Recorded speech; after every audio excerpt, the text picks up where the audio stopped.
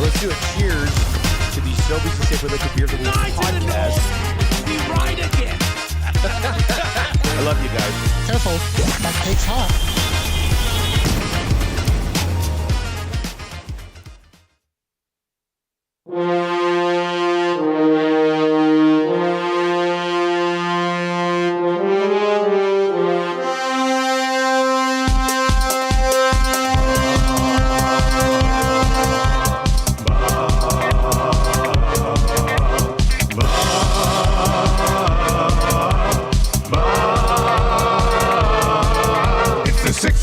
Check-in, come on, let's go.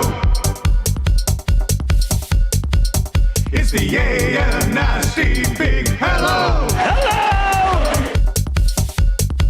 It's not static, AM radio. It's the Cool Ben Red Hot Nielson Show. Let's go.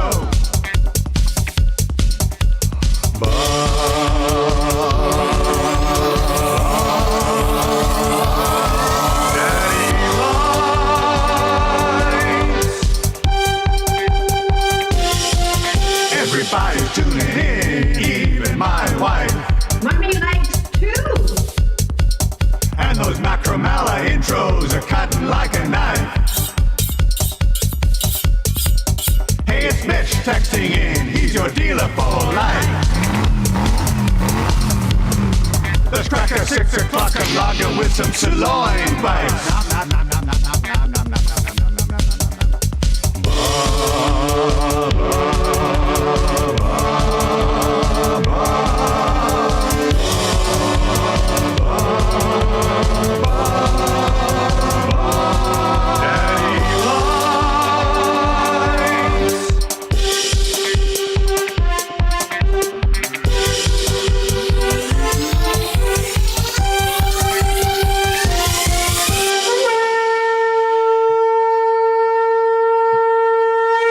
Good morning to you. Good Friday morning to you. Welcome to the Nielson Show with Lieutenant Eric.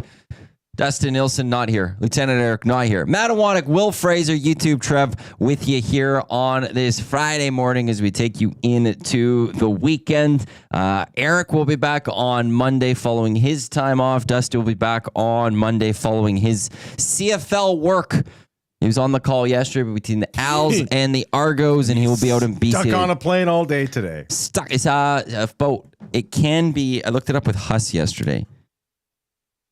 Montreal to Vancouver flight time. 5.5? It says 5.5. Yeah. But it can go to like 5:51 depending on the airline you're using. Yeah, and also headwinds, right? Yeah. Flying east to west can also slow you down. So... so according to flightsfrom.com, it could go anywhere between 5 hours and 5 minutes and 5 hours and 51 minutes. Yeah.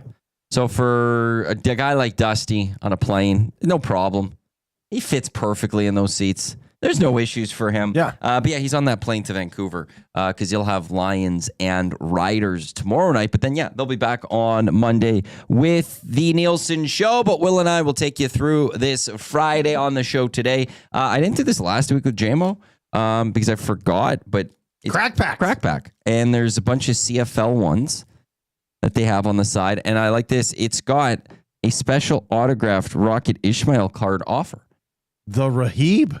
As an added bonus, AW Sports has randomly plaqued 1,600 personally signed Rocket Ishmael special cards. One of these cards could be inside this pack. That was quite a CFL moment. Were you even alive, Jan? That was 91-ish, wasn't it? Yeah. I was born in 91. Yeah.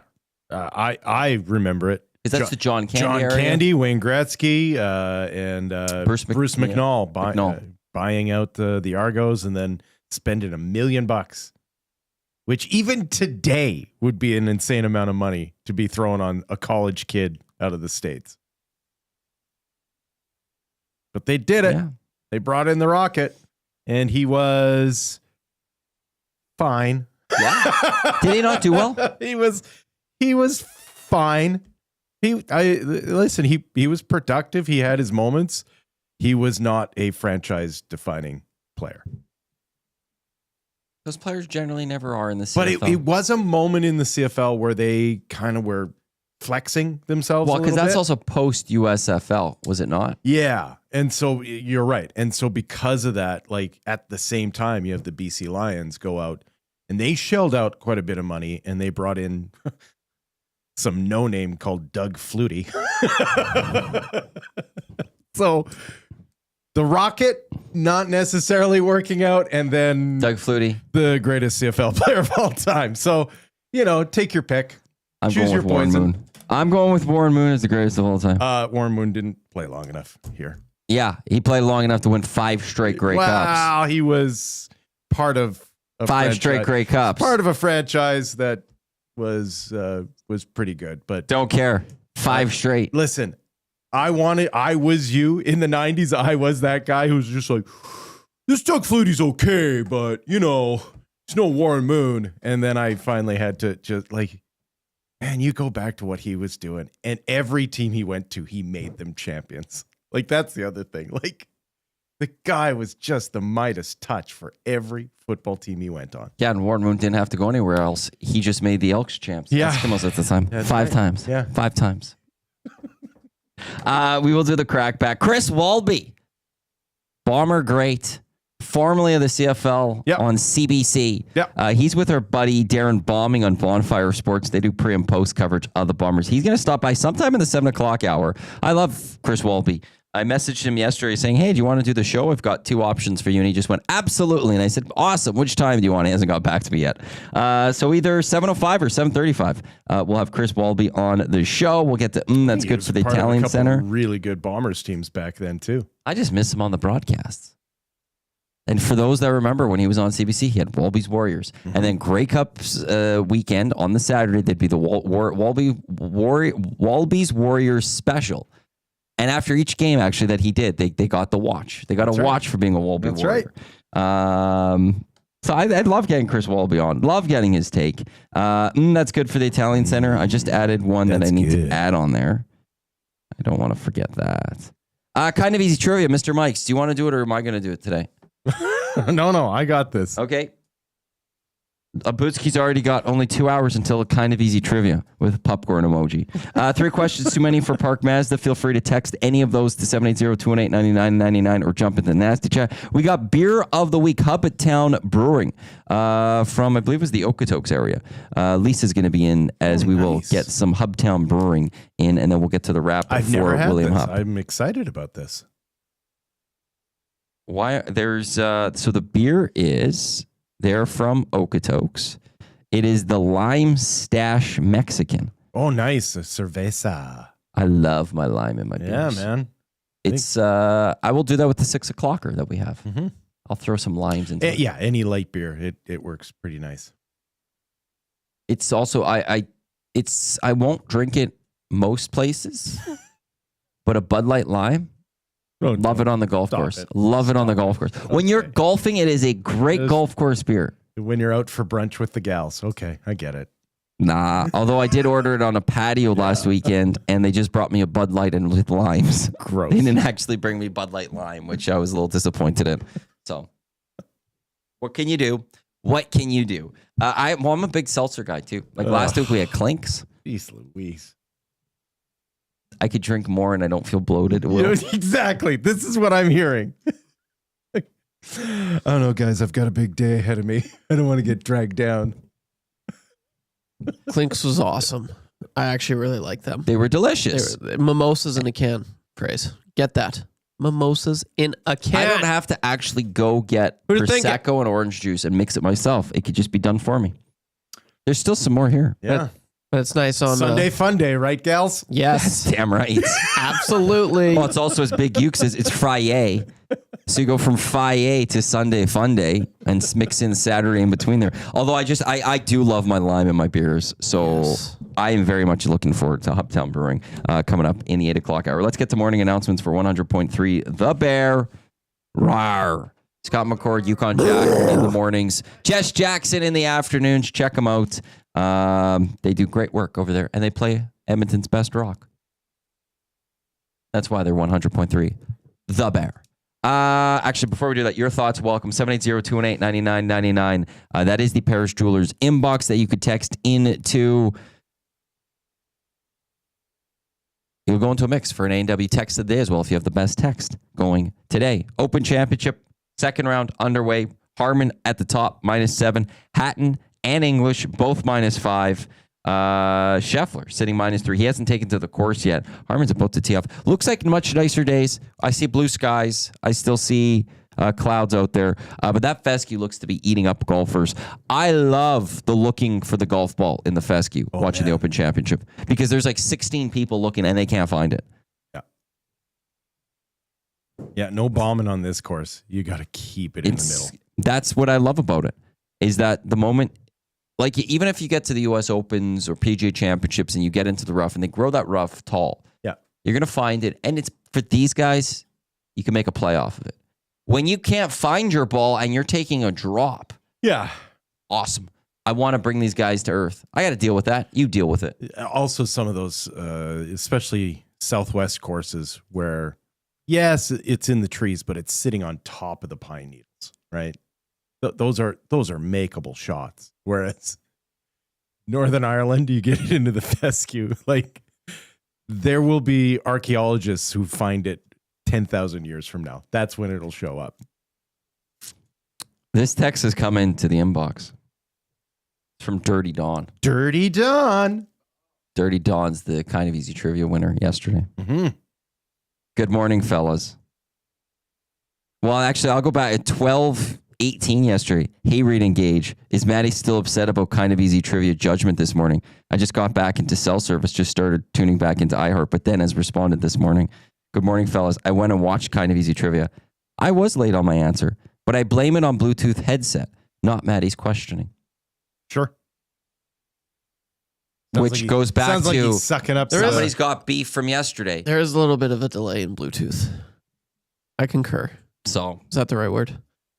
Yes. Yes. You concur with Dirty Is Dawn. that the right word? I concur. In the end, Dirty Dawn, I am glad you're going to Mr. Mike's. Of words. Dude. I don't have issues with Dirty Dawn from yesterday. I have issues with not following rules.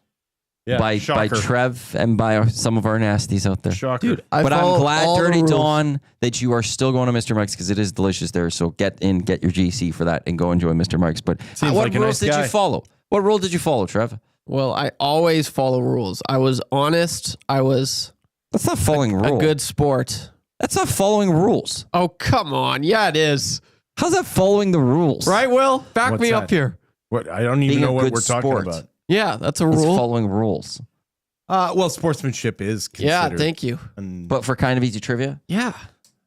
I mean, that applies for sports, but that applies for life, man. Yeah, I was going to say it applies to most things. Being a good sport. It's not a rule. I'm going to leave right now. The rules of Kind of Easy trivia gonna leave are right you now. have to get 3 of 5 or more better right within the time frame. And it was Bluetooth, like I said. I'm being There's a good also sport. spirit of the law. Why See. there's judges, right? You're right. I like Look at all the nasty rules and laws are written down, but there's still a judge that interprets those laws. This one's pretty clear. You have to get 3 or more right within the time frame. You put it out there for the judgment of the people. I know, I did. And that's where I just am disappointed in everyone else for that. You're allowed to be disappointing. You're not breaking any rules in your disappointment. Absolutely. I'm not taking out Dirty Dawn's You're also win. not surprising anyone either. You know what? On second thought, Dirty Dawn, you're not getting that GC. I've changed my mind. Can't do Knock that. it off. No, You can't do that. I'm just You joking. can't do that. Could you imagine? It's already been awarded. Like a day already later. awarded. Actually, you know what? On second thought, nah, I'm just joking. You deserved it, buddy. Thursday Night Football yesterday. Solid football game. Toronto Argonauts. If you're an Alouettes fan, yeah, really great. Toronto Come from behind, Argonauts looking very good to start. What a choke job. Get up to a 25-7 lead. That with 9 minutes to go in the third quarter, they get to that lead. Self-destruct. They go to halftime with an 18-7 lead. The Montreal Alouettes. They had a 25-7 lead at one point, did they That's not? what it was with 9 minutes to go in the third quarter. Yeah. The Montreal Alouettes scored, enough points. They got the field goal or the touchdown Well, 19 straight, right? Or yeah, 26 to 7. Yeah, 19 straight points. 19 unanswered points. And add on there, they dropped the 2-point conversion Twice. Did they not? Well, Speaker fumbled at the 2 right before going into the end zone for an easy score. But then the Als wouldn't have needed the next touchdown, so that would have been a wash. But then he dropped the 2-point conversion. Did he drop another 2-point conversion? Yes. I think it was back-to-back 2-point conversions that went south. They still squeaked out the win. Which, for Jay Milne, his play of the day on Reed Wilkins' show was the Als to win and them to hit the under. If that 2-point conversion was caught, he would have been the over and he would have lost. There you go. The betting of the game, how it changes things. But this is huge for a few reasons. One, it's actually big for the Edmonton Elks in a slight way. It's really good for Elks. Keeps their playoff hopes alive. Yeah, the crossover still hits there. Really within reach. Edmonton, 2 points, 5 games played. Ottawa and Toronto both at 2 points with 6 games played. So if the Elks, in theory, go win that game in hand, they're in a position where they could go get crossover, but you have to go get 4th in the West. The Edmonton Elks are desperately going to need the Saskatchewan Roughriders to go take care of business of the BC Lions tomorrow, because if not, there's a potential if the Bombers go beat the Stamps tonight and the BC Lions beat the Riders tonight, the top 4 teams in the West are all at 8 points. That's right. The Edmonton Elks are sitting at 2. This could be a disaster when it comes to the West for the Edmonton Elks when it comes to the West Division. Flip side, if Calgary and Saskatchewan both find victories, the Edmonton Elks sit 4 points back of BC and Winnipeg. They would have actually 2 games in hand on BC. Yeah, BC has not stopped playing. No, it's weird. The Edmonton Elks and the BC Winnipeg Blue Bombers both have already had 2 byes, and the BC Lions have yet to have a bye. Yeah. Right, like BC has 3 wins, but they also have 3 losses. Yes, and that's where it's like, as much as they've lost the season series, in theory, the Elks go take care of business and take care of those games in hand. All of a sudden, if the Lions lose this week, you're tied in points. The Lions have the season series, so they've got that slight edge. You play one more time, though, against the BC Lions. You just have to stay pace with them at that point. Right. So, BC Lions are the big question mark in the West, in that we don't know who they are. And right, are they just a team that could beat the lower team? Has beaten the Elks.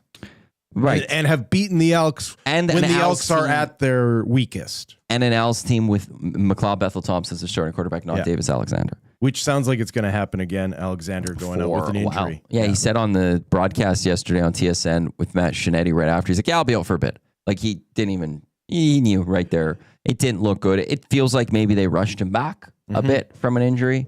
He was key to their victory. It hurts for the Sacramento Gold Miners in my CFL fantasy team. I'm not going to lie, because my other quarterback I have is Chad Kelly, and he hasn't played yet. I also have Drew Brown, who hasn't produced much yet. Right, he's had his injuries. The Sacramento Gold Miners are going through a little bit of an injury spell. Tyson Philpott didn't play yesterday. That hurt a little bit. So in my quest for a repeat, going through some challenges. All right. Going through some challenges, but I am 4-2 to start this season. But yeah, for the Edmonton Elks, it could be a very good weekend. Starting off good for them when it comes to the scoreboard watching. It's weird also to be talking about week 7 and scoreboard watching, but when you look at how bad the 3 teams are right now with the combined 3 wins between the Elks, the Argos, and the Red Blacks, this is one where quickly you could just be left in the dust. And the other teams are fighting very much for playoff positioning, and it would take so much to get back in that hunt. So the Edmonton Elks, they're going to need some help tonight. Calgary in Winnipeg. It's the rematch of the Stampede Bowl. If you're the Stamps, do you bring the Stampede Bowl with you? 2 top teams, man. It's 2 top teams going head to head. That Bombers defense, though. Oof. Well, but the Stamps defense. The Stamps defense has given up 91 points this season in 5 games. Yeah. The next closest is the Bombers, 94 points in 4 games. Yeah. The Stampeders defense is something else this season. Yeah. And it's incredible to see how well and quickly they've gelled, because they have 15 new starters. Yeah. They completely changed their entire defense. When it comes to points allowed, they've given up 18 points on average per game. Next going into this weekend was Montreal at 22, Winnipeg at 23, BC at 24. If you're wondering where the Edmonton Elks are, 34. Yeah, don't ask. The Calgary Stampeders almost give up half as many points as the Edmonton Elks do. Yep. Speed kills, man. And it's one of the reasons why I also, like, as much as I want to criticize the offense of the Edmonton Elks for their struggles early in this season, and they deserve criticisms. Jordan McSimic deserves criticism. Trey Ford deserves criticism for some games. Them not trying to establish the run in a few of those. When you're giving up 34 points in a game, you ain't winning a lot of football games, not in the Canadian Football League, not in any football league, not in NCAA, not in the NFL, not in youth sports. And they're just not timely, right? Sometimes you can have a middle of the road defense, but when the chips are down, they get stops. And this Elks team is the exact opposite. Like they seem to disappoint their fellow teammates more than most teams. Right? That offense goes out there, strings together a long drive, puts up a score, and then that defense allows big plays. TJ Watt, him and the Steelers, 3 years, $123 million. That is some good money, man. 108 fully guaranteed, highest paid non-quarterback in NFL history. Yeah. Again, he leads the NFL with 73.5 sacks in the past 5 seasons. But that's scheme, isn't it? Like sometimes you build scheme around the athlete, vice versa. I don't know. But he's an outside linebacker. Like, that's a lot of money. It's just a lot of money to be throwing at someone who doesn't throw the football. This is an interesting fun. I'm reading the ESPN article on this. The second last paragraph. Mm-hmm. This would give you cause for concern, I think, a little bit if you're a Steelers fan. 2021 NFL Defensive Player of the Year, Watt led the league in sacks for 3 of his 8 seasons. He led in forced fumbles twice, including last season. Even so, Watt struggled down the stretch in 2024. He finished the season with 11.5 sacks, but he had just 2 sacks and 4 QB hits in the season-ending 5-game losing streak the Steelers had. During those games, he played 260 of 261 snaps on the left side. Watt acknowledged his shortcomings in that stretch and said he would be open to moving around. He just signed him to the highest contract. Right. That's kind of my point. NFL history for a non-quarterback. That's a lot of money. And there's a shortcoming that he's having to deal with in recognizing from the end of that season. But I don't. You can't let a TJ Watt walk, and you can't let him sit out. I commend this. The Steelers are better than just about everyone else in the NFL at creating that atmosphere of being part of something bigger. Right? When you're a Steeler, you are kind of the gold standard of the NFL when it comes to sort of maturity and stability and all those things that most fans want to see in their football club. So them retaining this homegrown superstar is a good move, but man, that's a lot of money spent on somebody who doesn't throw the football. And on the flip side, you brought in an absolute nut job to throw the football. So he could have another great year. And if the crazy person who's behind center self-destructs your football season, who cares? Why spend $41 million if you're not going to be a good football team? Other news from yesterday, contract-wise, Dame Lillard going back to Portland, 3 years, $42 million. He's got a player option for the 27-28 season and a no-trade clause. The 35-year-old signing after spending some time with the Bucks. The superstar who never was. The Bucks buy out Dame Lillard. Because he's so bad. Well, also he has an Achilles injury and he won't play next season. Yeah. Why is any team signing him right now? I just don't understand the rush to go pay him when he's not playing next season. To quote Brokeback Mountain, I wish I could quit you. That's the Portland Trailblazers and Dame Lillard. He's getting his money from Milwaukee. Why, if you're Portland, are you I guess you're paying him whatever it's going to work out to be for this next season to be an ambassador? I guess just so he can sit on your bench and the fans can be happy that Dame Lillard is back. So let's do a little 4D chess on this move. Let's steelman this case for Portland. So Portland knows they're not going to contend this year. Yeah. But they do have a semblance of a plan as far as the team that they want to build. And so they take this money, they lock it into this guy. I think it gives them a certain, he's taking a certain level of exemption within the salary cap. He's not going to play this year. And so they go into next offseason with this contract that becomes very tradable for them. With Lillard's contract? Yes. But he has got no trade clause. That's just a player saying, I want to have a say in where I go. Well, but he is now the only second player in the NBA to have a no trade clause. Weird story. So last season there was two. There's LeBron James and Bradley Beal of all players. Yeah. Beal got bought out by the Suns, agreed to a buyout with the Suns. He is signed with the Clippers, so he no longer has a no trade clause. So for a while, LeBron James had the only no trade clause. Mm-hmm. Now Dame Lillard has a no trade clause. I don't think they're trading him. You Maybe. think they're just so in love with this guy? I think they just love each other. Okay. Because he probably could have forced his way out of Portland a couple years sooner to go try to win a title, and he didn't.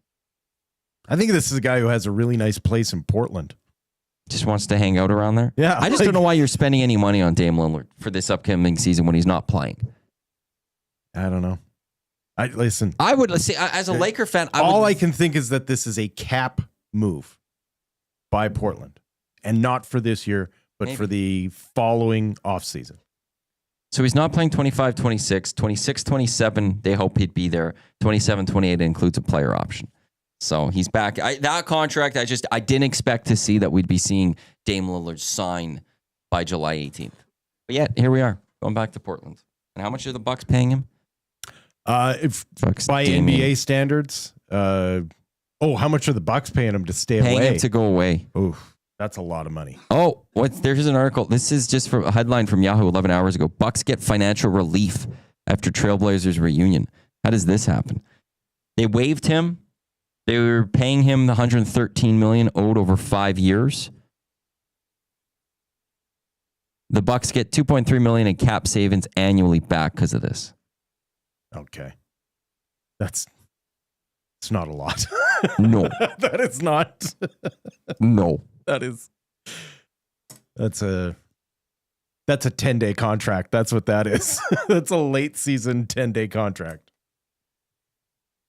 It's just a lot of money that he's going to get from the Bucks. Yeah, he's going to get $7 million from Blazers and Bucks while missing next season. Yeah, he's going to be paid $70 million next season. I think he never sold his place in Portland, and is kind of like, I know where I can rest and rehabilitate. Yeah, so it's maybe he really trusts Dame Lillard. Maybe he really trusts the medical staff in Portland. Hey, you want to know something? There could be something to that part at least. Lillard now will have 25-26 salary of $70 million between Portland and Milwaukee, a salary of $141 million over the next 2 years, ahead of an opt-out in 2027. Yeah. I want $141 million to do nothing for 1 year, and then have to play for a second year. But I could be crappy because I got an Achilles injury. A franchise-defining overreaction by the Bucks to waive him. Yeah, no, to go and acquire him. Right, like they were a NBA champion franchise. They had the depth, they had the flexibility, and they got sucked into the idea of a big two. I expected more from Milwaukee with Dame. Yep, it's the same as I thought we'd see. We would have seen more from the Suns with Booker and Durant. It's always weird how like that never really translates, because I was thinking the same thing for the Clippers when it was Kawhi and Paul George, and then injuries a few years ago it was Russell and James Harden, and I know those guys. I actually wonder if this is the final the final nail in the coffin of the big two idea. Yeah, in the NBA. That with what we just saw happen with the Thunder. Like, do we now start to see franchises go, you know what? I think having 9 players on my bench that can play basketball professionally is more valuable than having 2 great franchise defining players. Yeah, but the Thunder had to go through a lot of rebuilding, a lot of first round picks, but they still have SGA. No, that's my point. Gilgeous-Alexander. Yeah, Shea. That's my point. But they also Chet Matthews. Like they have great depth, but that team is SGA. Yeah, but even Brooklyn a few years ago when they had KD, Chet Holmgren. Sorry, they had Matthews. Kyrie. They had James Harden. When the Blake Raptors Griffin. won, it was Kawhi, and then everyone else. Wow. Listen, I think Pascal Siakam was great that year. Yeah. But so, like, there was so many guys that stepped up. But in then those you playoffs. got Jokic and Murray. You got Tatum and Brown. You had LeBron and AD. There's. I still think that you need it. I don't think you could have just one superstar. I think you need two. Interesting. The Tatum and Brown thing. It's not just Tatum and Brown. It's Tatum, Brown, Smart. But there was extras to it. No question. Even AD and LeBron, they got great production that year from Rajon Rondo. Yes. They had Alex Caruso. Dwight Howard was actually a solid big for minutes. This is my point. Minutes. Like the idea of we're going to spend 70% of our salary cap on two players. Yeah. And then hope that everything else works out. But you still need those top end superstars. You do need it to me. Yeah, but you don't need. It's not worth going to make the trade for them as much. Kawhi and George was an absolute failure. But that's also Los Kawhi Angeles has got the injuries, and if he was healthy, it would have changed things. You also got a guy in Paul George who claimed that he's playoff P when he never played in the playoffs. Exactly. Who gives themselves a nickname playoff P? Yeah. It was playoff P too, yeah. Guy can't win. It's cringe. And they got Doc Rivers as their coach. He's hit and miss, isn't he? Doc doesn't get past the second round much. He's. You go look at, take away the Celtics championship win. Yeah. Look at how much Doc Rivers to me is like a Bruce Boudreau. Will be great in the regular season. Well, great culture guy. Great culture. Will get you a win or two maybe in the playoffs, but isn't going to go win you the whole thing. Right. That's what I think of Doc Rivers. We're going to get to crack back in a bit here. This is the Nielsen Show with Lieutenant Eric Matawanek, Will Fraser in for Dusty and Eric. Edmonton Sports Talk proudly presented by Play Alberta. Download the app, visit them, playalberta.ca, EST Sports, YEG50, the promo codes for the month of July. When we come back, crack pack, but first here's a YouTube Trev sports update here on Edmonton Sports Talk.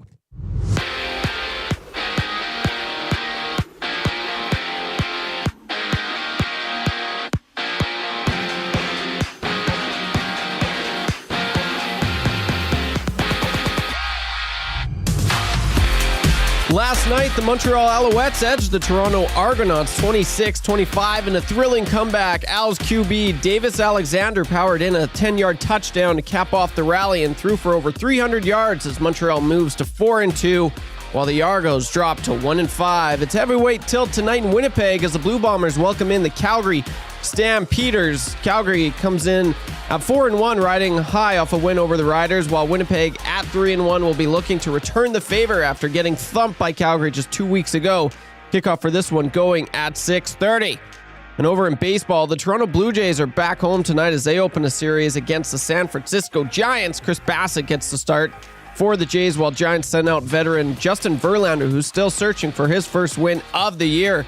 First pitch goes at 5:07 from Rogers Center.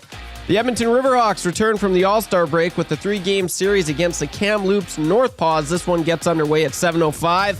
And the Edmonton Stingers keep their win streak alive at 6 after an 87-85 win over the Ottawa Blackjacks. The Stingers don't play again until Sunday when they head out west to take on Vancouver. And day 2 of the Open Championship is underway, where Brian Harman has sole possession of first place. He's currently 5 under through 14 and 7 under in total. Well, Canadian Taylor Pendrith, he is 1 under on the day through 4. I'm YouTube Trev. You're up to date.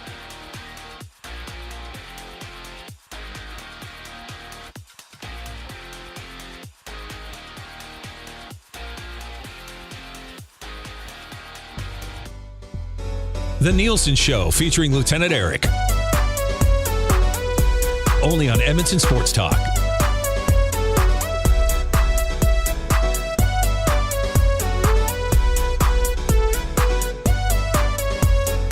Show. This is the Nielsen Show. Matawanek, Will Fraser with you here on EdmontonSportsTalk.com. Tune in, iHeartRadio, Apple Music. Thank you to those also watching on YouTube or listening on podcast. Wherever you get your podcast, we're live in the Popeyes Louisiana Kitchen Studio here on the west end of Edmonton. The new delicious chicken dippers, they are here. Enjoy them and dunk it in their signature sauce.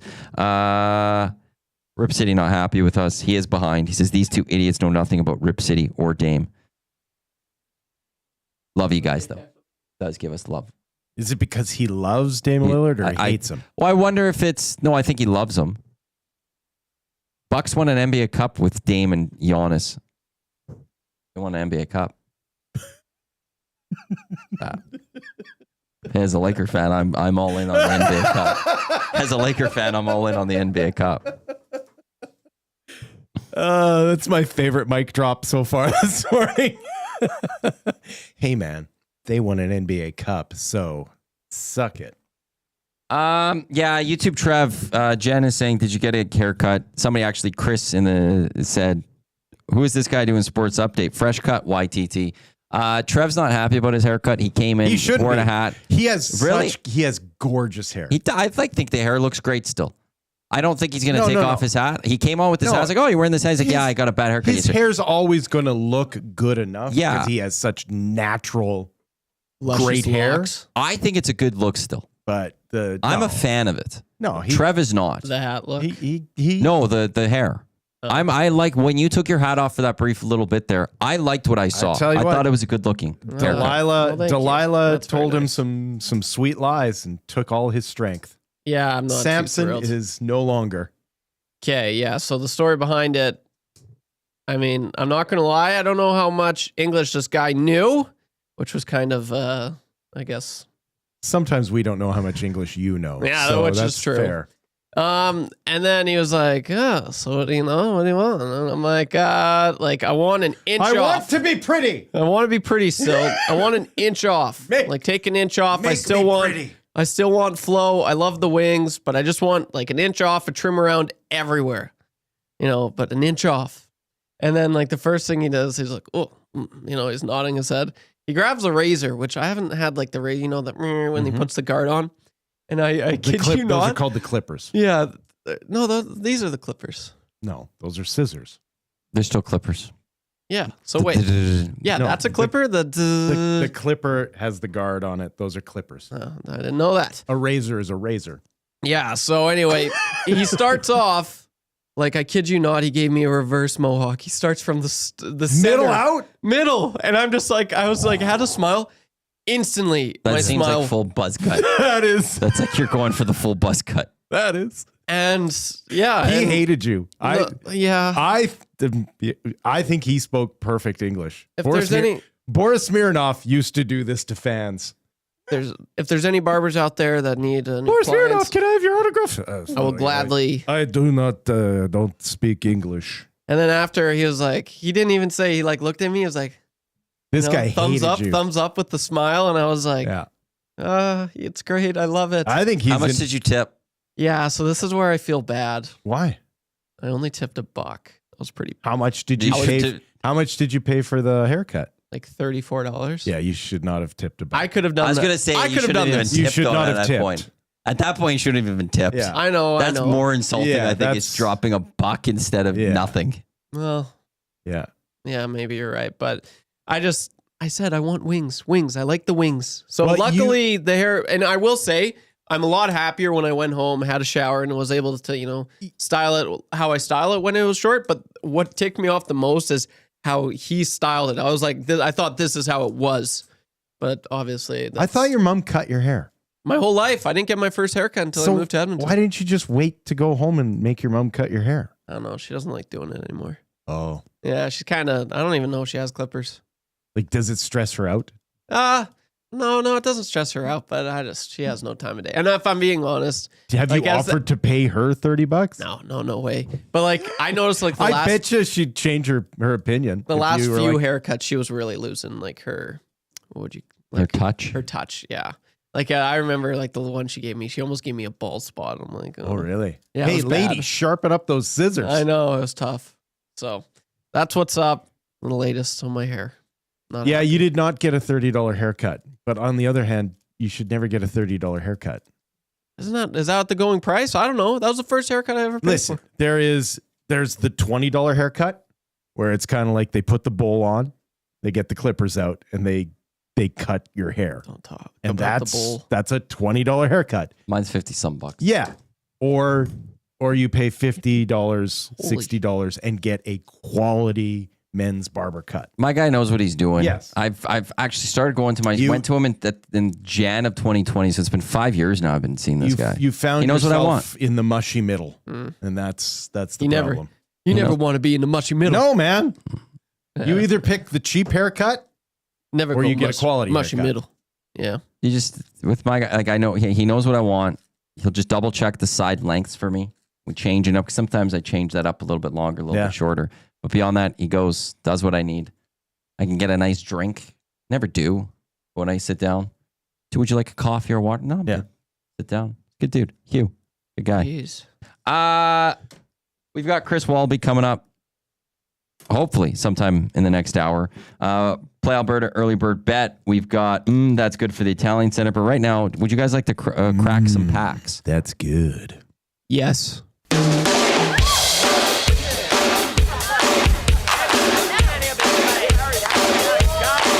If you see a card store on the side of the road, you think, gotta tweet it to the Crack Pack!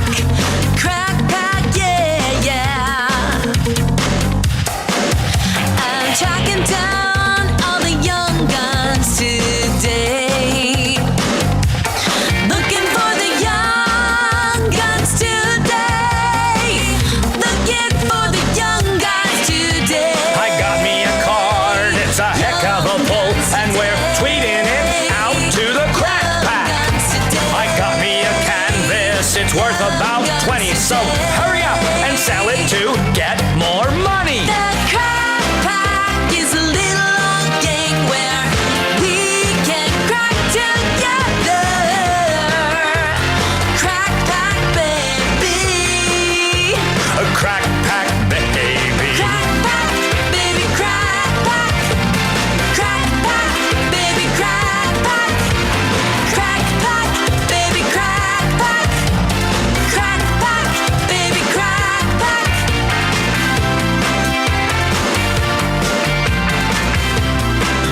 Crack Pack. It's for Wayne Sports Card and Collectibles, waynesportscards.com or the West End, 170th, 90th Ave, next to Italian Center across the street from West Edmonton Mall. CB Radio Guide has a text I want to get to a little bit in this segment as well. But all-world Canadian football trading cards, 9 cards per pack, a chance to get a Rocket Ishmael special autograph card. Which one do you want? Number 3. Trev, which one do you want? 1, 2, 3. Give me one, baby. You ready? Nice. Need him, got him, need him. Let's see what we've got here. Got him, need him. Head to Wayne's. Wait, I love there's always some. Ooh, this pack opens up. Really Yeah, good. this is a really nice pack. I love Fridays. It's open. Get in. Yeah, that's solid. Didier Brock. What a great name. Reggie Pleasant from Toronto. I don't like that these turn around. Derek McAdoo. Les Brown. Willis Jaycox. Michael Souls. I got an Edmonton Eskimo in here. Ken Austin. Oh, I got a Rocket Ishmael. But it's not the signed one. It's not the signed one. It's not the signed one. That's man. a shame. I'm actually cleaning up here. I also got Dietrich Wise from the BC Lions. I got a Kent Austin, a Rocket. Like I said, how did like that? That hurts. Could have had a Rocket Ishmael signed. I cleaned up. What'd you get? You guys don't need to worry about it. Okay, so on the don't need 'ems, I got Rob Smith of the Ottawa Rough Riders, Mike Kerrigan, Hamilton Ticat, Don Moan out of Toronto, and Matt Clark. Yeah, it's a borderline from BC Lions. But here's my winner. This is where you've cleaned up. Adam Rita. Oh, yeah. Yes, talking about hair. Yeah. Adam Rita. Jeff Fairholm, Saskatchewan Rough Rider. Nice. Speaking of Walby's Warriors. Chris Walby? Nope. Oh. But a teammate, Greg Battle, Winnipeg Blue Bombers. He always had a lot of fight in him. Okay, are you ready? I don't think you guys are ready. I think I know. I see the last one. For how good these are. I see the last one, I believe. Joe Theismann. No way. Joe Theismann played for the Argos for a period of time. What? Yeah. And maybe one of the finest that is Willie Edmonton Pless? Eskimos of all time, Willie Pless. Wow, you did great. I did really, really well. Yeah. Wow. Yeah. Maybe Trev? I should have gone second, so we could have saved that. I got Don Wilson. Crickets. I don't know Don. Herman Hurd, Ray Alexander, Rodney Harding, Chris Skinner, Ray Marcotti, oh gosh, Mike Clemens, Lewis Lloyd, and Henry Williams. Oh, okay. You got a Clemens and a Williams? Yeah, baby. What'd I do? Okay, I need to see those. Pinball Yes. You Clemens. got pinball and you got the Giz? Yeah, that's what You got I do. the like the returners pack over Well, there. that's kind of it's similar to what I got in Greg Battle and Willie Pless, because way back, like in 1992, like early 90s, these were the two best middle linebackers in the CFL, bar none. It wasn't even close. And now you've got Trev goes and gets the two best returners Of all time. Yeah. in Giz and pinball. Yeah. That's what you got there. And then I got the Rockets. Two people that you still cannot truly, really catch about 80% of the conversation with. Look at that Dieter Brock picture. See, that's the haircut you should have gone for. Damn it. These are great cards. Actually, look at beautiful Joe Theismann. He was handsome. That Hey, was my hair. he was handsome. Damn, yeah. Nice teeth. I'd kiss a drunk Joe Theismann. Yeah. You're beautiful. I'd be drunk to kiss a sober. You're beautiful. I Theismann. just want to kiss you. That was Namath. Oh, you're right. That was That was Joe Joe Namath. That's right. That was Joe Namath. Joe Namath, longtime Jets quarterback. For those, he was drunk on the sideline. beautiful. Susie Cole. Yeah. Colbert, I think it was her, and just was hitting her up. And then what year was that? Joe Namath, Susie Colbert, You're gorgeous. 2003. Yeah. Man, that's a long time ago. It looks like. Was that 03? Yeah. Yeah, you just beautiful. You're beautiful. Beautiful. I just want to kiss you. Thanks, Joe. Thanks for showing up. Wow, Susie's been going at it a really long time on a national level. Yeah, man. Like not just working her way Yeah. on the national stage for over 20 years. Well done. Yeah. There's crackbacking. Oh, for that wings. was a great crack pack. That was fun. I love opening- Everyone kind of came out with I something have seen there. this CFL box for a long time, and I never like grabbed one to open it. And I'm feeling I figured- good about that. yeah, that's a nice little setup. Head coach Adam Rita, though. Hey, Doubt he's still coaching in Italy, apparently. is there a nicer thing to hear about a good guy Then what? He's than coaching in that Italy? he's still getting paid money to do what he loves, and he gets to live in Italy to do it? Italian Football League, according to Wikipedia, as of 2022, he's with the Bergamo Lions. Oh man, can you think of I can't think of a better job. I honestly can't. He was their head coach and offensive coordinator from 17 through 19. Prior to that, he was in Switzerland coaching. He then went to Germany. Good And for then Adam Rita. In 21, he was named the first ever head coach of the Spanish-based team, the Gladiators Football, later rebranded as the Barcelona Dragons of the newly formed European League of Football. He must be 500 pounds. And then he returned. If I had that, like, you're just describing all the greatest places to eat. Yeah, but you want to know something? Europeans aren't fat. It's true. He would also walk everywhere. You're That's the right. thing. Yeah, They're- he would walk everywhere. When you look at like the obesity rate of Italy, Right. they're sitting at 12% of their population yeah. is classified as obese. Mm-hmm. Canada, we have 30% of adults Yeah. are classified as You're right. obese. Do you want to know what United States is Don't know classified how as? yeah, United States is a different animal.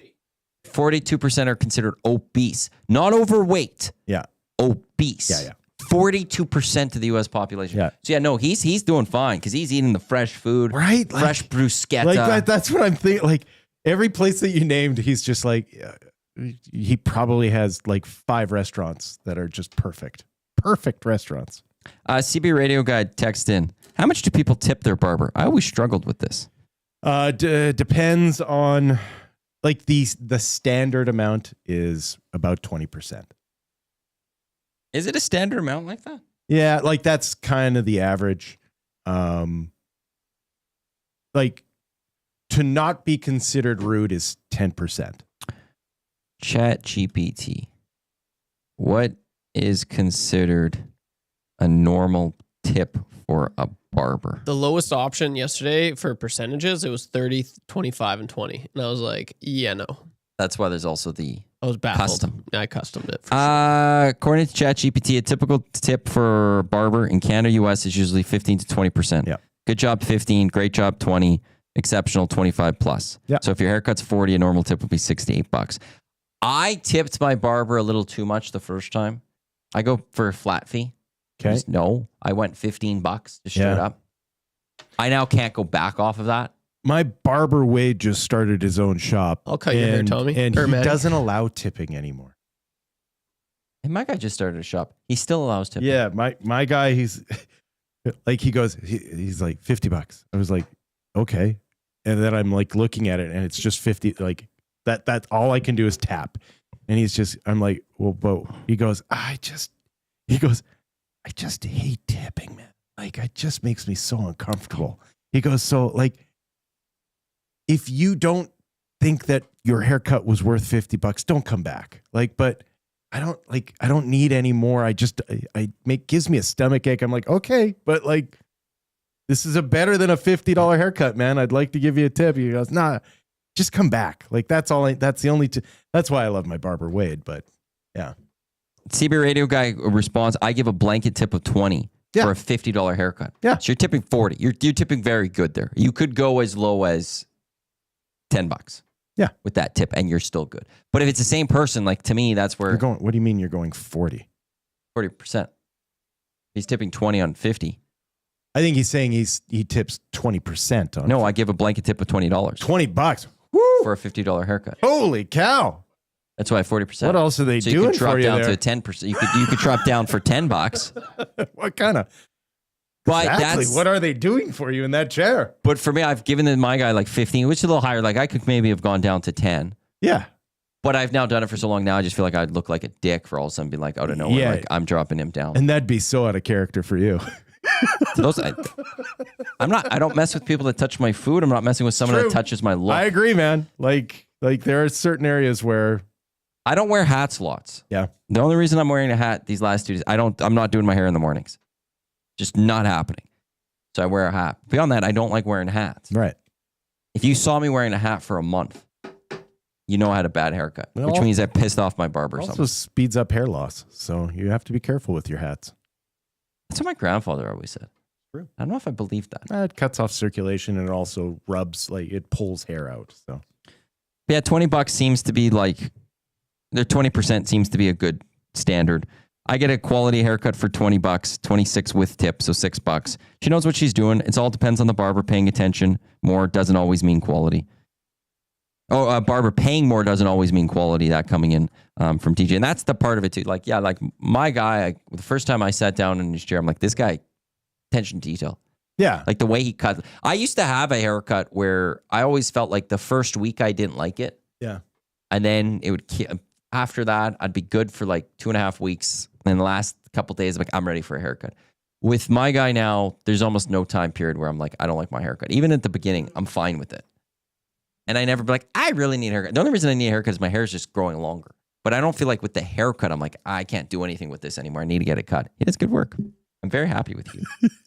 I feel the same way. Like after every haircut I've ever gotten, I'm like, it takes at least a week. I've never been so satisfied and happy like coming away. You have such like perfect natural like curl and body. Like, geez, thanks, dude, man. you should be having less haircuts. I know. Quite That was my honestly. first haircut since this November. It's rare that I've come in and looked at your hair and went, well, that needs a cut. Yeah. It's mostly I come in and be like, man, that's sick flow. Oh, thanks. Buddy. Yeah. Thank you. Yeah. Wow. But then You're my guy. Then you go and butcher it. Oh, yeah. I don't know what to tell you. Sorry. Barry the Cheater. Will is a powerful and attractive man. I was just going to say, I like your hair too, Will. Yeah. Yeah. You've also got really I have nice been hair. doing some push-ups, so I appreciate it. Yeah. I can tell. Yeah. You still have like 100 a day or whatever it is? I'm too old to do 100 push-ups every day. So Weren't you doing that for a little bit? yeah, I went through a stretch where I wanted to see how many push-ups I could do. And so I literally added a push-up a day. And I did about like 6 months of that. And so How high did you get? I did a stretch there where I would do 50 push-up sets, and I would do 6 of them. Actually, no, I got above that. I think I got up to 62 push-up sets, and I did 6 sets of that. That was insane. That was nuts. So no, I don't do that anymore. Now I do what's called failure sets, and so I just do 3 of those. And so you do push-ups to failure, give yourself a 2-minute break, do push-ups to failure, give yourself a 2-minute break, do push-ups to failure. And right now I'll pop out about 105 doing that. But that's it. And I'll do that kind of every other day, every third day sort of thing. Because I'm an old man who just walks around sore. If you work out hard every day, you're just a miserable person who walks around like an old person, because you're kind of defeats the purpose of working out at a certain point, where you're like, why do you work out? Well, because I want to feel good and young again. And so then you work out really hard and you just feel awful all the time because you're just recovering from the workout. So no, I have learned to incorporate rest into my routine. Yeah. Tief in the Parish Jewelers inbox, 780-218-9999. Canadian and family owned. Shop a huge selection of engagement ring wedding bands. They are on sale. Shop in store in Edmonton and area or online at parishjewelers.com. You're telling me I'm supposed to tip my barber? Wow, that's news to me. I don't even tip the people at Rogers Place concession, but every damn debit machine has the tip option regardless where you go. Pisses me off. I will tip if I want to. Damn it. That's from a Tief. I would not compare barbers to the concession place people at Rogers Place. That is a personal service. Right. With tipping culture has gone crazy. Barber, haircut, I'm okay with. Massage, I'm okay with. Like that's it was always physiotherapy. I was like, well, why would you tip at a massage but not physiotherapy? But I have no problem with anyone who doesn't want to pay a tip. Like it's interesting. You go, tipping culture has gone insane. I think the problem is that people don't know how to say no. I just don't know which ones are the standards, which ones you don't. I just want to get to a world like Japan where we don't tip at all.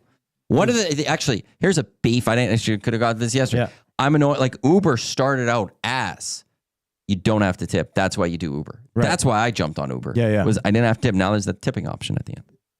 So a haircut is just one. I guess you don't have to worry about it. My barber's probably going to be I'm probably going to be off his list pretty quickly. Or if he ever is going to have to cut someone, no pun intended, from his list. To me, you tip, I'm going to be one of the guys that's going to get cut if I don't tip. You tip for any service where there is a personal interaction and a sustained personal interaction. So like when you are at a restaurant and the waiter takes time to walk you through the menu, interact with you, get to know everyone at the table. And then not only that, but then stays on top of it, like does the 2-bite check-in, make sure that if there is a problem that they're already ahead of it. So a barber's another one where you're spending 20 to 40 minutes in a chair. They are trying to have a proper conversation with you. They are being attentive to whatever weirdness is going on in your head. The person at Subway who hands you your sub and takes your money, that's not a personal interaction, right? That is not a tippable sort of thing. Well, but they are building you sandwich. They're sandwich artists. No.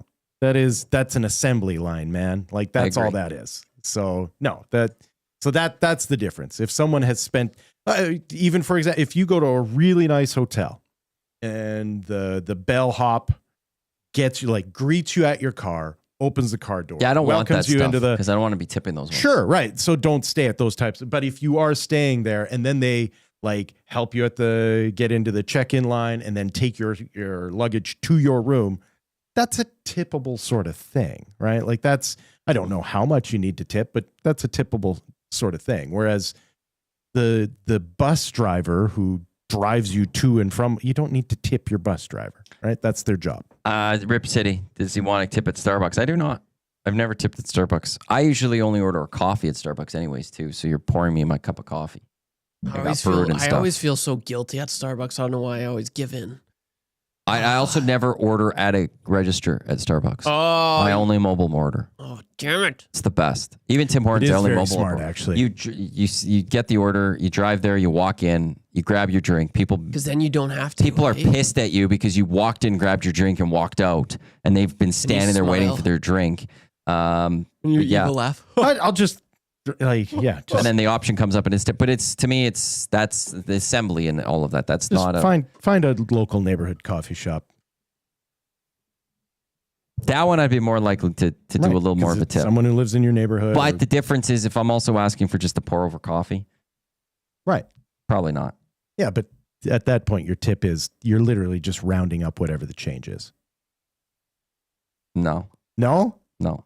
Pour over coffee. You're giving me a coffee. Like for $3, like $3 There's no coffee, difference between you giving me this coffee at this at this coffee shop as opposed to the person at Starbucks. So you're sitting there asking for the change, hey? I don't pay with cash. Fair enough. All right. I'm paying with cash. All right. Although it's weird, we're late to break. I got to get here because we got to get to Chris Walby too.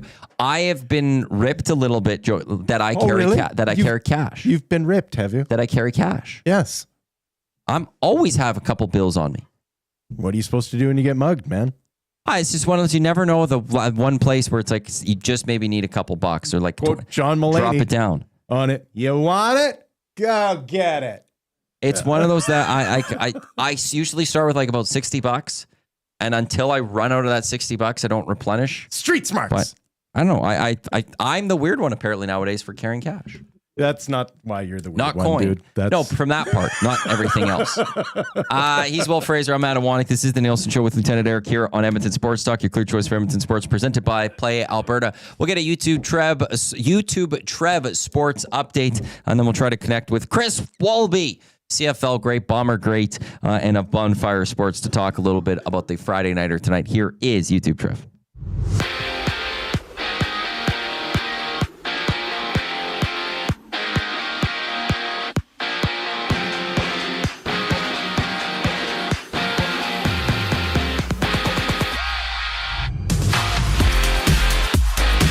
Last night, the Montreal Alouettes edged the Toronto Argonauts 26-25 in a thrilling comeback. Als QB Davis Alexander powered in a 10-yard touchdown to cap off the rally and threw for over 300 yards as Montreal moves to 4-2 while the Argos drop to 1-5. It's heavyweight tilt tonight in Winnipeg as the Bombers welcome in the Calgary Stampeders. Calgary comes in at 4-1, riding high off a win over the Riders, while Winnipeg at 3-1 will be looking to return the favor after getting thumped by Calgary just 2 weeks ago.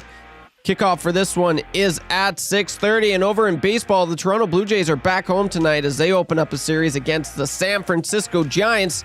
Chris Bassett gets the start for the Jays, while the Giants send out veteran Justin Verlander, who's still searching for his first win of the year. First pitch goes at 5:07 from Rogers Center, and the Edmonton Riverhawks return from All-Star break with a 3-game set against the Kamloops North Pods. This one gets underway at 7:05. The Edmonton Stingers keep their winning streak alive at 6 after an 87-85 win over the Ottawa Blackjacks. Stingers don't play again until Sunday when they head out west to take on Vancouver. And day 2 of the Open Championship is underway, where Brian Harman still has sole possession of first place. He's currently 5 under on the day through 15 and 7 under in total. Well, Canadian Taylor Pendrith has fallen once again. He is tied for 85th, 1 under on the day through 6. Whether you're dreaming of crystal clear waters or exotic destinations, contact Chelsea LaBelle at Expedia Cruises in Northeast Edmonton to start planning your next cruise or vacation destination. Call 780-970-4834. From YouTube Trev, you're up to date.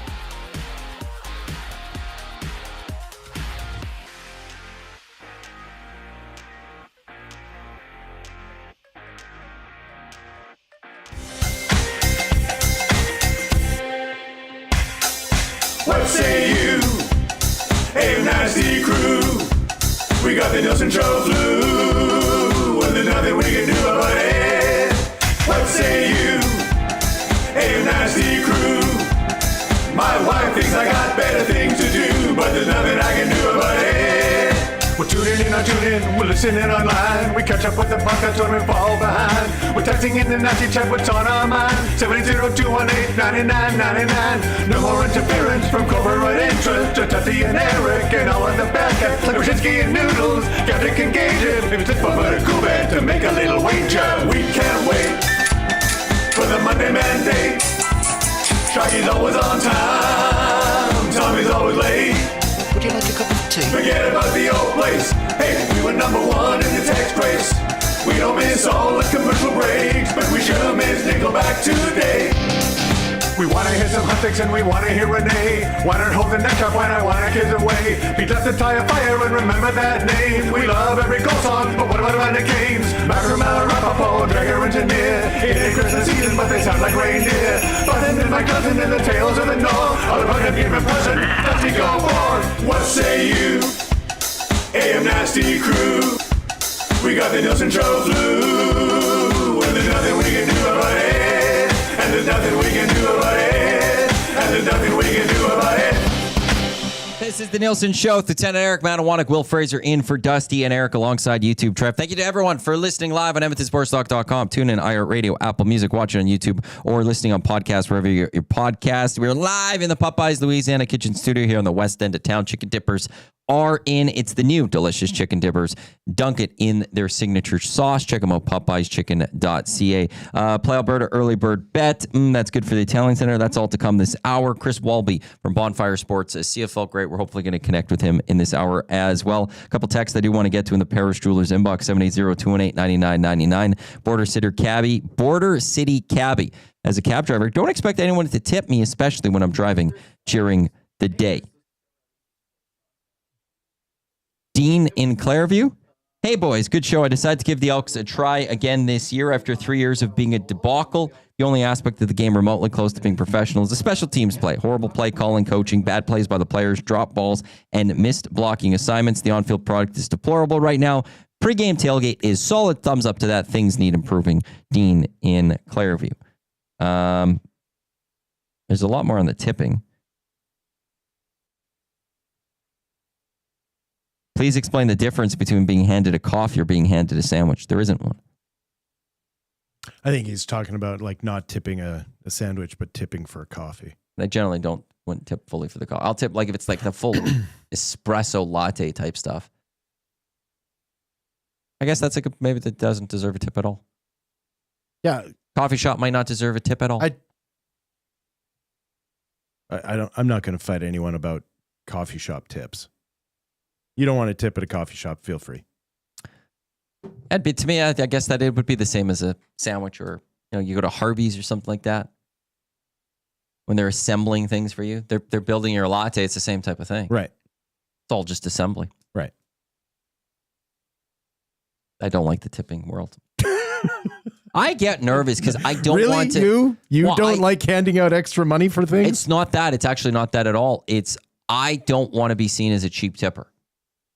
And I don't know what the standard is. You don't want to be seen as a cheap tipper, so you would prefer to not tip at all. I just prefer that the culture was we didn't have to tip.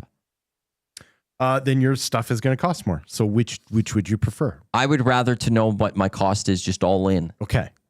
And I would rather pay a little bit more. Because I know I'm paying certain things. But the only, I'd have no problem going to a restaurant knowing everything was a couple bucks more. They call me Comrade Fraser for a reason. I would prefer if our food and service workers were paid a livable wage. So I'm fine with a non-tipping culture. That's where, I would be much better with that. But I have no problem paying a little bit more, knowing that that's going to a tip, and I don't have to add a tip at the end. I sit down at a restaurant. I know I don't have to add more. The person making your espressos making $22 an hour and not $15. Which means you're preaching to the choir here, Will. I agree. Listen, you're preaching to the choir at this point. But that's like guaranteed tip all the time, and like I was always, you work for it. If you want a tip, you work for it. That just means like I don't know. I wouldn't change it because I feel like you'd get a lot more lazier workers. That was always like, if I gave bad service, I always skip the tip option. I'm not cultured enough to go around the world, but a lot of the world does not tip. You go to Italy, you go to Europe, there's not a tipping. Yeah. And I don't think you're going to have bad service. You're still going to get the good service. Yeah, maybe in the first few years you'll get that. But the thing is, if there's more pay, like here's the one argument I would have against that. If there's more money being had, that means more people will want that job. And if you're not good enough, you will lose your job because they can replace you a lot quicker. Yeah, it'll be a lot easier to find somebody to replace you because now it's there is a lot there's more money just right up front. 40-year-old waiters in France. There's a lot more guys. It becomes careers a little bit. Yeah, you have a lot more people who, like that is their career. They are a high-end server, and so they are better at the job. I've gone to Sabor over many years, like 1 year, and then many years later I go back, and I've seen the same waiter there a few times, like locally here. But yeah, that would be the one counter to that is that you're getting paid more. Yes, maybe to a degree there'll be some who are lazier because like, yeah, I don't need to rush to get that tip. But at the same time, if you're awful and the customers don't like you, you're probably going to lose your job and they'll get someone else because it'll be a lot easier to replace that someone if you're now having to pay 22 as opposed to 15. Right. That is a good point. Also, Chris went straight to voicemail. Like straight. It didn't even ring. Just, hey, it's Chris. So like he has your number on block. You could try it one more time. Okay. Or how many times did you try it? Twice. I left a voicemail. Yeah, that's fine. Then I can call back at 7:35. Yeah, let's try 7:35 because I did give him those two options. I do want to talk to Chris though. Me too. He said absolutely, and then he just hasn't responded. Hope he's okay. Who is this? I'm a big Chris Walby fan. And he'll get off. You want to know something? Then let's move some things around. Let's get the that's good for the Italian Center. Let's shift this, switch this around. Nice. And then if he's there a little bit later, we'll talk to him. If not, you get more. Just Will, myself, and Trev here on the Nielson Show. Italian Center. Check out their house-made lasagna made fresh daily, ready for you to take home and heat and serve. Featuring homemade sauces, locally made pasta. You can get individual family size or pre-order a party-sized option to feed a large crowd. Check them out. Italian Center. There's the West End. There's Southside. There's the OG in Little Italy. There's one in Sherwood Park. And then there's two, I believe, in Calgary if you're in the Calgary area. The Italian Center. And when you're there, stop at Spinelli's. Get yourself a nice latte. Or a gelato. I love a good gelato. Right? And they have the... Question. That's good. Before I get to this, because Jay and I had a big thing when I filled in on for Rita a while ago. If you could get one item from the frozen dessert aisle at a grocery store, what's the one item? Because I went with gelato. Jay went with drumstick. It's a tough call. Like, not all frozen dessert aisles are the same, right? I do find that the selection just gets better and better. Like, it seems like, at least in the Edmonton area, there has been a greater emphasis on bringing in local products. Like, there's a couple of really good ice cream makers in the area. So, gelato or... You know what? I'm going to be a real basic you-know-what about this. And I'm going to say... Haagen-Dazs on a stick, the Haagen-Dazs chocolate and I know what almond. you're talking about. Chocolate and almond on a stick. Okay. Just because it hits every time. That's good. That's good. I'm going to start. I don't know if you boys have anything. We'll get to you. I've got a few things, but the number one, I remember this. This is something I wrote down at the start of the show. Yesterday was Thursday Night Football. Milt Steagal returns to the panel. That's good. It was good seeing Milt back. That's good. It was tough news for him and the family to start the season with his son's passing. But it was great to see him back on the panel. It was great to see him in good spirits. I couldn't imagine what it would have to be like to deal with the passing of a son, of any child. And to also then be so public. Like, I could imagine that first day at work's tough, where you see everyone for the first time in months and it's all like, I can imagine just a tough situation to be in. And he looked in great spirits. It was just fantastic to see Milt back on the panel. They're out in Winnipeg tonight. The panel will be in Winnipeg, which is Milt's home in Canada. So he's going to get a nice as Huss said, like 33,000 people hugging him, Sure. basically like Winnipeg. Yeah. But that's good to see Milt Steagal back on the CFL panel. It's just good to see that smile again. And again, it'll never stop hurting from losing his son. Right. But it's nice to see that he's able to continue moving on to live in honor of his son. Sure. As it goes forward. So that's that's good. Milt That's Steagal back good. on TSN. Trev? Oh, yeah. No, that was very well said there, Maddie. I guess, I said that I was on hold yesterday, or I was telling you that was I got beef a few weeks ago, but I was on hold yesterday for an hour. Who are you calling yesterday? Well, I had to get adulting stuff figured out before I get on my holidays, because I just want to be able to, relax, Are we enjoy, talking and like fish. banking stuff or? Yeah, Okay. like Okay. adulting That's fine. stuff, right? So I was on, and then I got it all figured out, which was awesome. So that was that's good, and it was for the fourth time I had to call these people to get this all sorted out. So they finally, and you know what? I raised my voice. I never raised my voice, but I was like, man, everyone in my family would be proud of me, because I was always kind of like, I wouldn't say taken advantage of by, when I was a young adult, by if I went to a bank or if I went to get an oil change, they'd be like, oh, you also need this and this, and I'm like, yep. But now I'm like, you know what? No. So that was good. I can stick up for myself now. But also, I guess selfishly, I guess it was maybe like 2 or 3 weeks ago now where I got a call. And I got my first ever sponsor on my channel, which is kind of pretty Nice. cool. Which is Hey, that's good. congratulations. Yeah, so that's pretty cool right there. And I'm working on a little script that's for it, so that good. video will be out next week. But so it was a proud moment for sure. Do you care to say who the sponsor is? Yeah, BetterHelp. It's an online counseling thing, essentially. Absolutely, yeah. Which is pretty cool, because they've actually sponsored some of the biggest channels in like all of YouTube. I know they were on Mr. Beast, they were on Dude Perfect. Yeah. So it was pretty cool. And yeah, they wanted like a little, like a hockey channel, I guess, to be on board. So the script that I have is actually pretty funny. But it also, it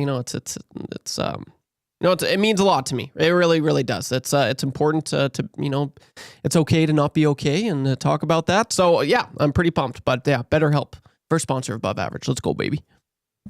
Do you have a? That's good. Hope springs eternal in the world of sport.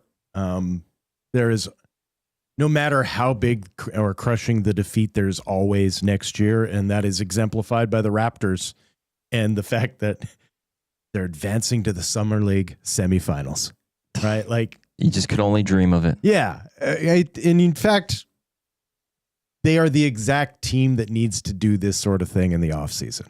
They are a team that needs to be building upon what could be, because what has happened has not been a lot of fun over the last couple of years. So my that's good is Toronto Raptors continuing to play well in Summer League. I also have this one. This news being made official yesterday, and it has a connection to former Edmonton Oiler Vincent Damphousse. Vinny Damphousse. I don't think you're expecting where I'm going to go with this one. You're too young to know this, but he was a key member of what was known as the Pipeline in Edmonton. Yeah, I've definitely heard the name. Vinny Damphousse, Joe Murphy, and Bernie Nichols. It was a hell of a line for 1 year. Yeah, okay. There's an Edmonton Nordic Spa announced set to open in 2028. They've finally agreed with the city Yes. on exactly what it's going to be like. Back onto the North Saskatchewan River off White Mud Road, Riverbend. Vincent Damphousse is part of a company, weirdly enough, co-founder of Scandinave, which has these Nordic spas in Whistler, in Mont-Tremblant, in Quebec. Yeah. And for some reason now in Edmonton, with you're thinking about those places. We need more stuff in the River Valley. Have you ever been to one of these? No, they First look of all, fantastic. It is the perfect thing for a winter city, and that's what Edmonton is. It is. I'd look at those cities I just mentioned. It's gonna be incredible. And if you want to get an idea of one, there is one in Alberta. It's in Kananaskis. That's right. At what I think that's a different used to company. be the Delta Conference Center. If you know where that is, it's above the golf course in Kananaskis, and very same sort of thing, like multiple pools, outdoor, heated. It is, I think it's going to be a perfect fit for Edmonton. I really do. Ever since I think this was probably brought up 10 years ago, was the first time they floated the idea of something like this. And I think it's going to be perfect. Well, it was one of those things where there was a competition a number of years ago. Yeah, that's where the Prairie Sky gondola was. Which how could we do more in the River Valley? And there was this contest, and one of them was an Nordic Spa in there. I'm like, that seems like a great use of the River Valley. And then the gondola was happening. I was all for the gondola as long as there's no public money being sent to it. Yeah. I hope that still maybe could come back. No, that was killed. I'm hoping, but I'm just slight hope. But yeah, so the fact that now somebody's come in where there's going to be this Nordic Spa, a use of our River Valley in what should be a very cool, unique way. And it's just weird that it's got the connection to Vincent Domfus. There you go. That's cool. And even in this quote, I'm reading of the Edmonton Journal article right now. The city holds a quote special place in my heart. I played there and immediately wanted out, and they obliged me. And now I will come back and I will give them a Nordic Spa. It'll feature a house sauna, steam baths, whirlpools, cold plunges, set to open in 2028. But yeah, this has been talked about, and it's really kicked off over the last couple of years. Yeah. But now that it's done, the thing came out. It was a Travel Alberta released this. It's a big deal. There's 4 locations in Canada. Yeah. This will be the 5th. Set to open in summer of 2020. He demanded a trade out of Edmonton, went to Toronto. I believe the Oilers got Shane Corson in that deal. Oh, is that how we got Shane Corson? Mm-hmm. Well, we by the city of Edmonton. Yeah. We got a lot of texts coming in. My daughter lives in Switzerland and they do not tip anywhere. Service is fantastic. Right. Senior Boots.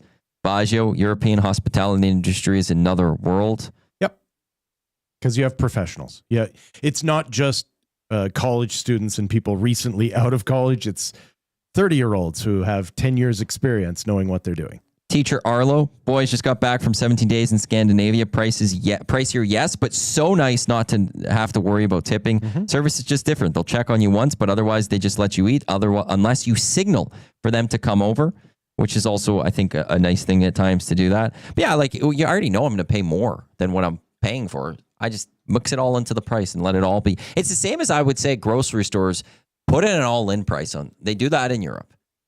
Don't tell me something's $5. Put the GST in there. Okay. So that you see it right on the tip. Yeah, other people would disagree. They want you to know what you're being taxed. You could put it on the tag. Listen, I'm just explaining why. I know, you could have it as if I go to the dollar store, it's 105, and then right below you can say it's $1 plus Federation, this. Man, the way that we have it. They get it done in other countries. Sure. Some people want you to stay mad about stuff, so I think it's working. I'm not mad about it. I'm just saying, if I could change, I'm not mad about this at all. It's just if I could make things a little bit better in my mind, I think change the sticker prices to all in. I see. Underneath, you could put all the details, but go all in. So I just know the pricing. And the same as tipping. I know I'm going to have to tip, but why not? So just bake that into the price. Pay people more, bake it into the price. They're afraid you won't buy it if you know the total price. They know you're trapped at the till, man. It just makes my counting a little bit better. I need to get to our Play Alberta early bird bet. This is for Play Alberta. Download the app today. Visit them, playalberta.ca. The promo codes for the month of July, EST Sports Deposit 20. Get a $50 free sports bet or deposit 5. Use promo code YEG50 and get a $50 free sports bet. My Lock Shop Partner Parlay is still up from yesterday. I have the Bombers to win by 3+ points tonight. The Rough Riders to win on the money line tomorrow. And the Ticats to win by 2+ points. That's boosted to plus 625. So you can go to Edmonton Sports or Play Alberta, click on the EST specials. On the Lock Shop, I am on with Huss later today. I'm going to try to build a player prop one for the weekend. I've got some ideas for it. I'll get Huss's help, and I'll also want your help for the Lock Shoppers out there from 11 until 12 right here on Edmonton Sports Talk. But my early bird bet for today, it is looking at Stamps. It is looking at the Blue Bombers. Oh, this line's shifting. The Bombers now 4-point favorites. That was 3.5 just a couple of minutes ago. On the money line, it is minus 200 for the Bombers, plus 148 for the Stamps. I'm not ready to go and pick the Stamps in this game. They have a great defense. They've pulled off 2 very impressive victories in the last 2 weeks, beating the Bombers, beating the Riders. It's still early that you don't actually know who they are yet. It's also Winnipeg at home is different. That's what I'm saying. In 40-some games now, 45, 46 home games, the last 45, 46, they've lost 6 times or something. Like, we know who the Bombers are. They are the elite franchise of the CFL. But I'm not ready to also put points on the Bombers. Like, it's one of those games, I'm not looking at either of those two for this. So instead, if you you click the game, you scroll down under popular, there's highest scoring half. First half's minus 127. Second half's plus 101, and equals is plus 1,730. Not going to equal. In the CFL this season, the second half has generally been more of a scoring half than the first half. Of course it has. The last time these two teams met, it was a first half. The Stamps just rolled. I don't think we're seeing that type of game again. I'm looking at the second half. I think the second half is going to be the higher scoring. It's already plus money at plus 101. I will shoot it to play Alberta. Hopefully we can get that boosted just a little bit. I think the higher scoring half will be the second half, plus 101. Again, go to EST Specials. That is my early bird bet for today. I'll, again, send that to play Alberta. Hopefully get that up there right away. Noted Stamps fan in the nasty chat, Smitty the Welder. Go waste your money betting on the Bombers. Stamps defense will dominate this game again. And that's where it's... I understand why anyone will bet and pick the Bombers in this one because of the history that the Winnipeg Blue Bombers have at Princess Auto Field.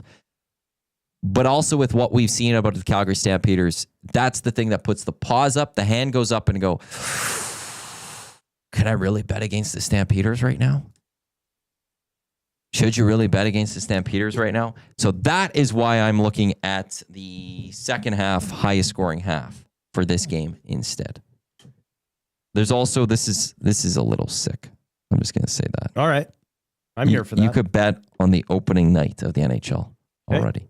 The Panthers, minus 400 favorites. The Rangers, minus 227 against the Pens. And it's almost the toss-up between the Avs and the Kings. Minus 115 versus minus 106. That starts on October 7th. And we're going to have lines for that. You know what? I like all of those matchups. You? For an opening night. Do you? Yeah, I do. I don't like the Panthers Blackhawks one. Really? I like the idea of, like, I would have rather seen like the Leafs. Okay. They pushed them in 7 in the playoffs. Okay. I like that rematch type thing there. I'd like it's the Blackhawks should be the bad Avs, this year again. Kings, Sorry, Murray. Like, is there 2 franchises in the West with more question marks around them than the Avs and the Kings? Do the Avs have a lot of question marks? Yeah. Yeah, that's a franchise that we're not sure which way they're going. With the way they exited the playoffs, like well, they could have taken down the Stars. That's they what blew I it mean. In the third period. And why did they blow it?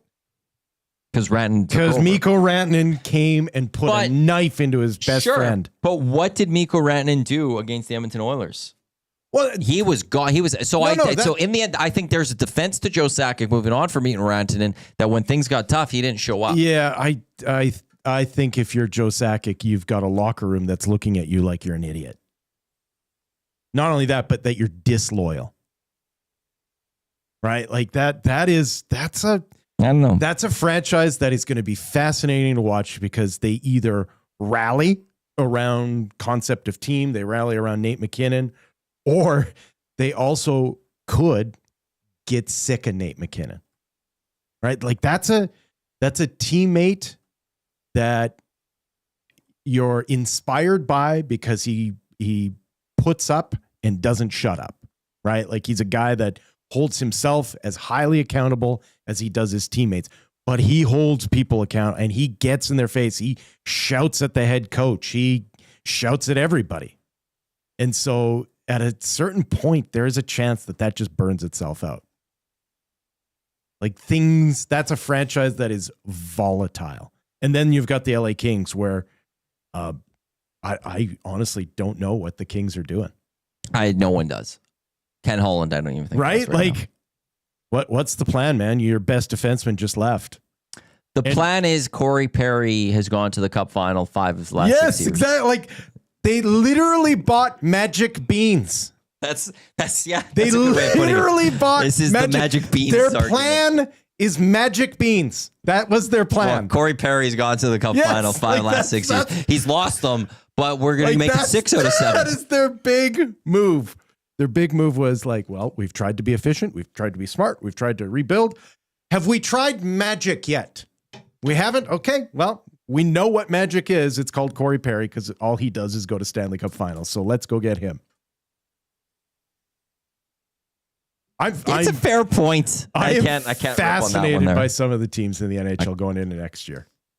I don't want it to start anytime soon, though. No. I want to keep enjoying we can. summer. Yeah, exactly. Except they're going to add 2 more games. So I hate it. Yeah, right? But we're going to be short 4 preseason games. We're going to go down to 4. Who cares? Like, not a fan in the world said, you know what I want? 2 more regular season games. It also is going to mess with we had a couple seasons or one season in the early 90s with 84. But it's going to mess with records.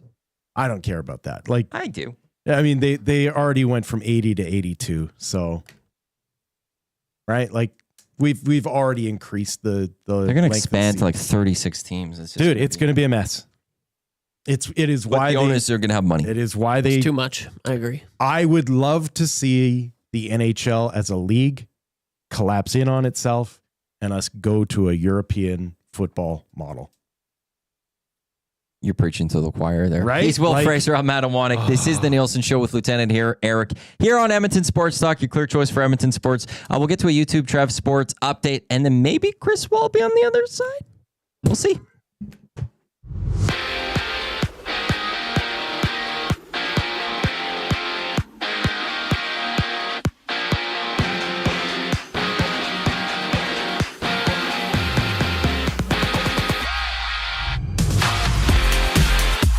Last night, the Montreal Alouettes edged the Toronto Argonauts 26-25 in a thrilling comeback. Als QB Davis Alexander powered in a 10-yard touchdown to cap off the rally and threw for over 300 yards as Montreal moves to 4-2, while the Argos dropped to 1-5. It's a heavyweight tilt tonight in Winnipeg as the Bombers welcome in the Calgary Stampeders. Calgary comes in at 4-1, riding high off a win over the Riders, while Winnipeg at 3-1 will be looking to return the favor after getting thumped by Calgary just 2 weeks ago. Kickoff for this one going at 6:30. And over in baseball, the Toronto Blue Jays are back home tonight as they open up a series against the San Francisco Giants.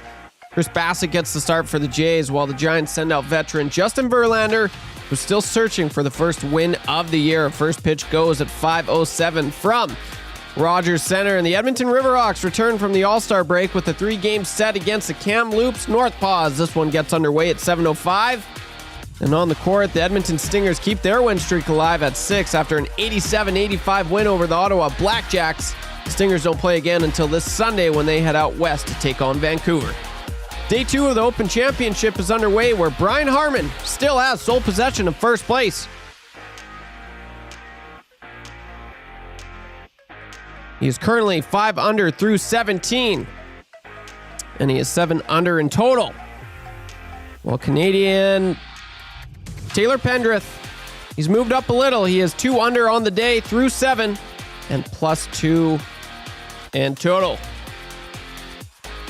The sports update brought to you by the great staff at Park Mazda and dealer principal Mitch Lewicki, your dealer for life.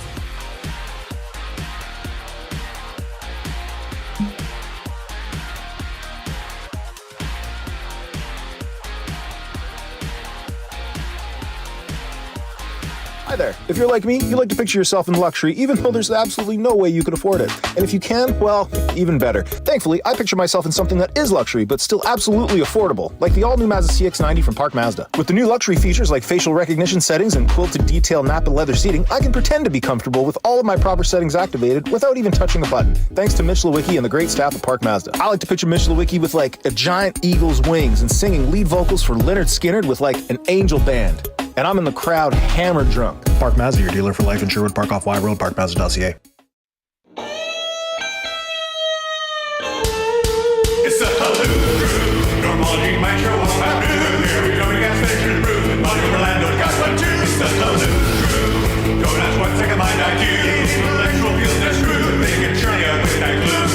Keep this hard diesel. Come back because it's illegal. Ain't no lame after so sequel. Laughing just like we will. Working play together. Check this flow back to the middle. Say no to it's like a line. We're gold or maybe silver. It's the Halloo Crew. The story of El Chamorro and Tommy doing a cameo.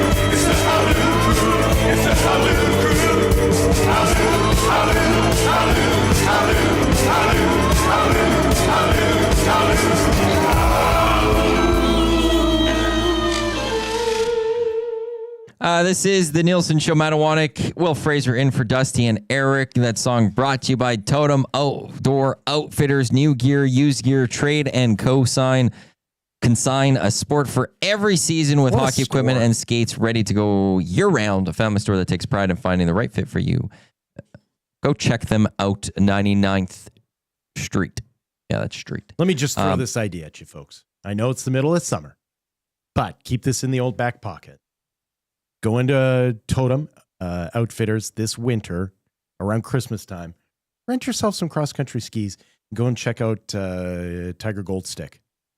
The city does like a magnificent job of doing some well-maintained cross-country. If you've never done it before, there's your move. There's your Totem move of the day. Will has given me the 5 questions for kind of easy trivia. You see 3 winners today. Well, I'm just quickly. Voicemail?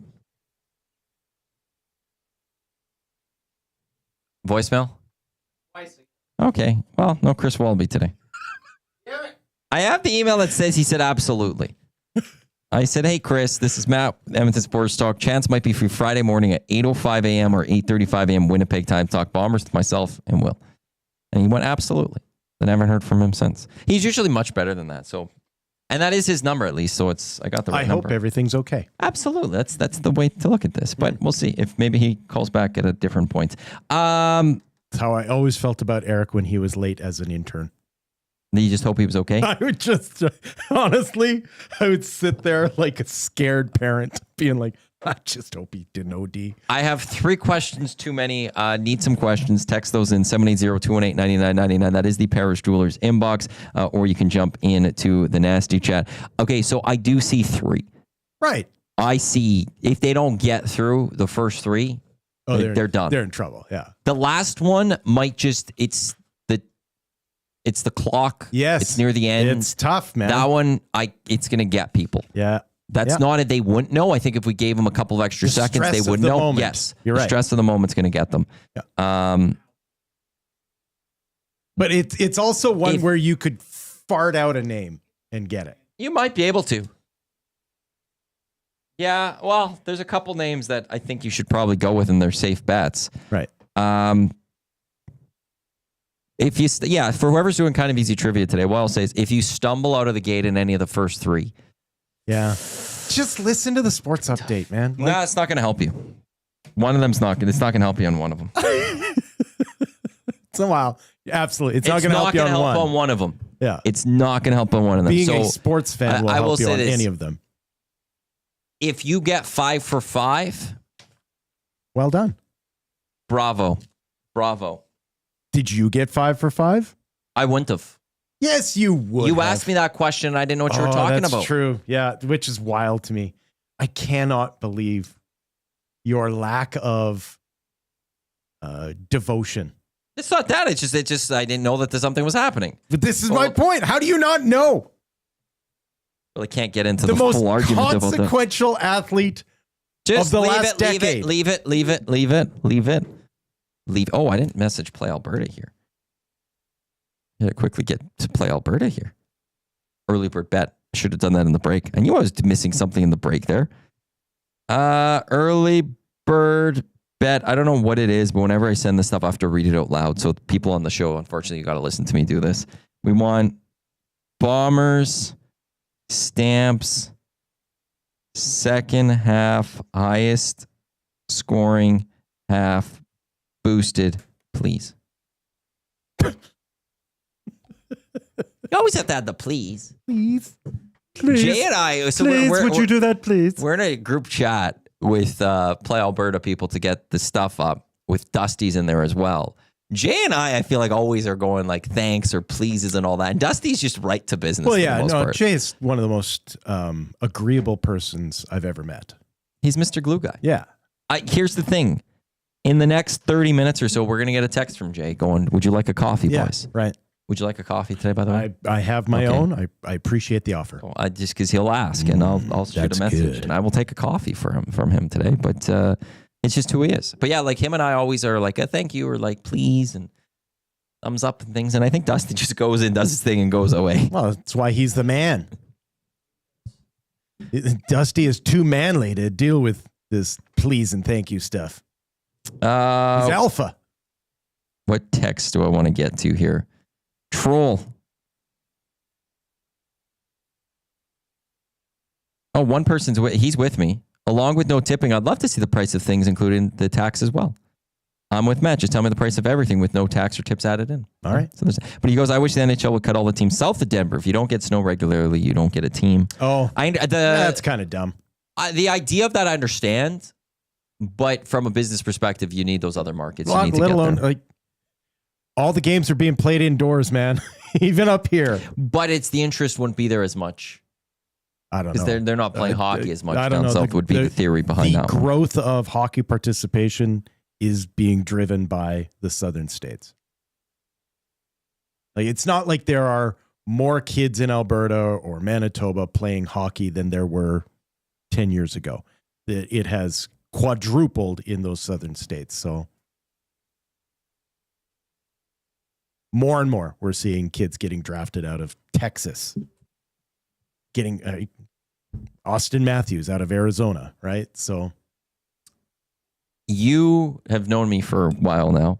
Yeah. So you could answer this one. Okay. From Colin the Amishman. The more I hear from a Wannick, the more I think he's misunderstood. Okay. I think I am. Okay. It's a Rorschach test is what it is. Right? Like you will Rorschach test, the ink blot test sort of thing. You will go through phases with a Matthew Wannick where you will look at it and you'll be like, well, that's just ink on a page. And then you'll start to be like, oh, no, wait a minute. I think I see something there. And then the more you look at it, you'll be like, no, that's just ink on a page. The one thing I remember getting a few times back in 1260 was there were a few people that said they didn't get me, they didn't like me for a while, and then they understood my sarcasm. Okay. And they understood that I'm actually a very sarcastic person. Uh-huh. And then like I enjoy you a lot more now knowing that. Wow. How did they not know you were sarcastic? Because I think I could come across very dry. Like I could come across with my sarcasm where you don't know I'm being sarcastic in that moment. I'm actually, that's one thing I'm very proud of myself is I'm proud of how good and quick I could be with my sarcasm, where I do feel like most people would not know that I'm being sarcastic in that moment. Yeah. It's just then that's why I think sometimes we're, to maybe call him the Amishman, I am misunderstood in that sense. Well, yeah, I think people sometimes make the mistake of thinking that you are cold-hearted, and what you are is guarded. I'm dead inside. No, that's not true, and you know that you are a very guarded person. But that doesn't mean that you're dead inside. What it actually means is that there's a part of you that wants to burn the world down, and you are just working as hard as you can to keep it under control. I like this from McDiesel. I used to punch the radio when Matt came on the radio. Yeah. Now he just punches the computer. Okay. All right. No. Yeah, it's the sarcasm that I remember. There was a few people that said that one. Yeah. Like it wasn't just like a one-off. There's a couple people like I understood your sarcasm now, and I started hearing the sarcasm, and now I understand you when you're on the radio. I get a lot when you and I do stuff together. I do have like friends and associates who are like you just go after Matty and all he does is laugh about it. And I'm like, yeah, that's who he is. They're like, oh, I didn't really understand that. I'm like, I don't know if a lot of people do, but that a Wannick likes abuse. I didn't say I wouldn't go as far as I like abuse. No, you like to be pushed back upon. Right? Like I'm okay with it. I'm good. You try to win an argument, but you're not looking to win every argument. You're just looking to have the argument. I've never actually gone and thought about all that stuff. Yeah. So maybe you're right on that one. I don't know. It's all you and I have a sick sense of humor, though. So we just go very well together. There are some things that I told some of the boys in the office some of those things. I told Rita and Jay one of them. Oh, they must have been horrified. There was a point, and I can only go so far with this, We were saying a few other jokes in the lines, and I was like, well, Will and I, back in the day, let me tell you about what we said about our jokes. You want Matthew dark humor? and I we have a very similar dark humor. Yeah, we would challenge each other to try and come up with the most offensive thing to be said. Well, like to an extent. Within our profession. Like let's take our profession and what we do, and let's imagine a world where we are the worst version of ourselves. And what would that sound like? And then we would go back and forth and do it.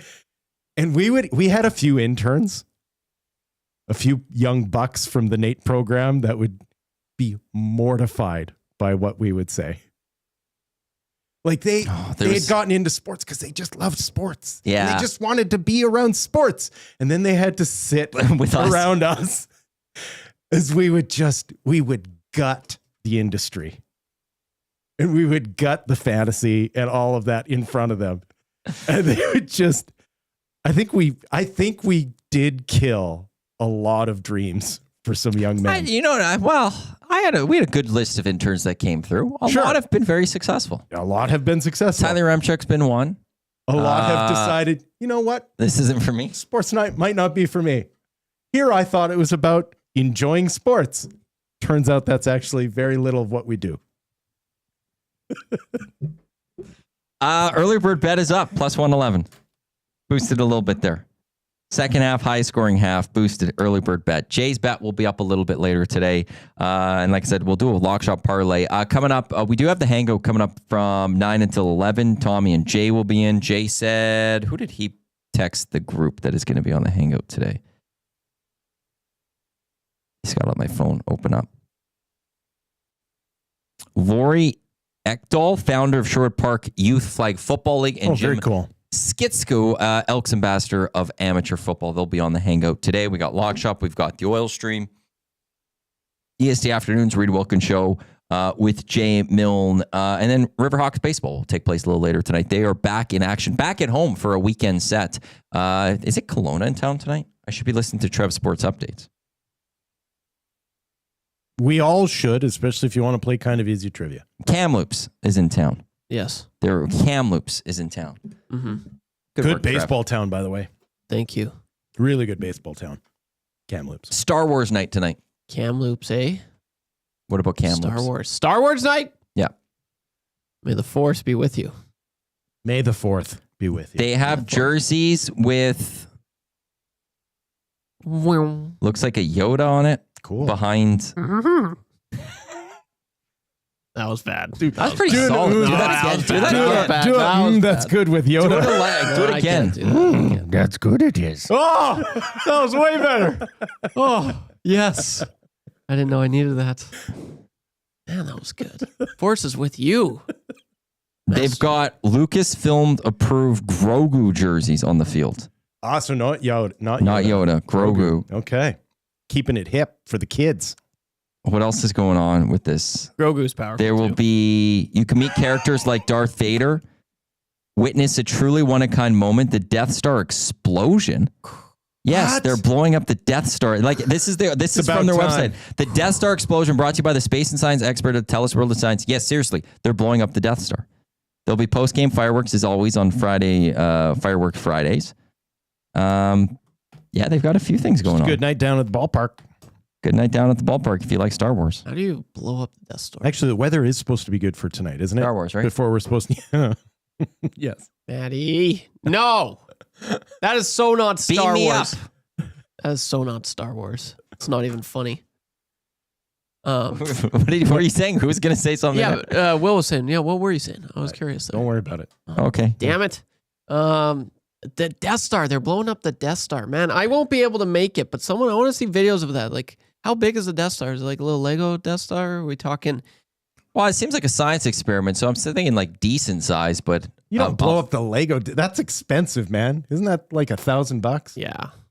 Man, Lego's expensive these days. Always has. Has it always been? It's always been expensive. I always felt like you could get it. Like when I was younger, you could get like I'd get like a smaller one for a lot cheaper. Yeah, no, you can still get the $9. Yeah, but now I think like you get nothing for like the $9 one. I think if you go, like you get like 3 pieces. You go into the store, you can probably find something. It has cheaper, like It was when I was getting in like grade 10, 12. I was still using Lego quite when a you bit, were actually. getting into Lego in grade 12? Like when I was still getting Lego when I was getting. I was getting into girls, so you know. Hey, there's nothing wrong with Lego. It's really good for your brain. Actually, there's studies on that. Lego clearly. Yeah. So, but I remember getting like 1,000-piece Star Wars, ship, whatever, and it would be like over $100, like $150, I think. But like now it's like almost triple that, right? For 1,000 pieces. Well, yeah, it's ridiculous. I can't. Oh my goodness. The Millennium Falcon.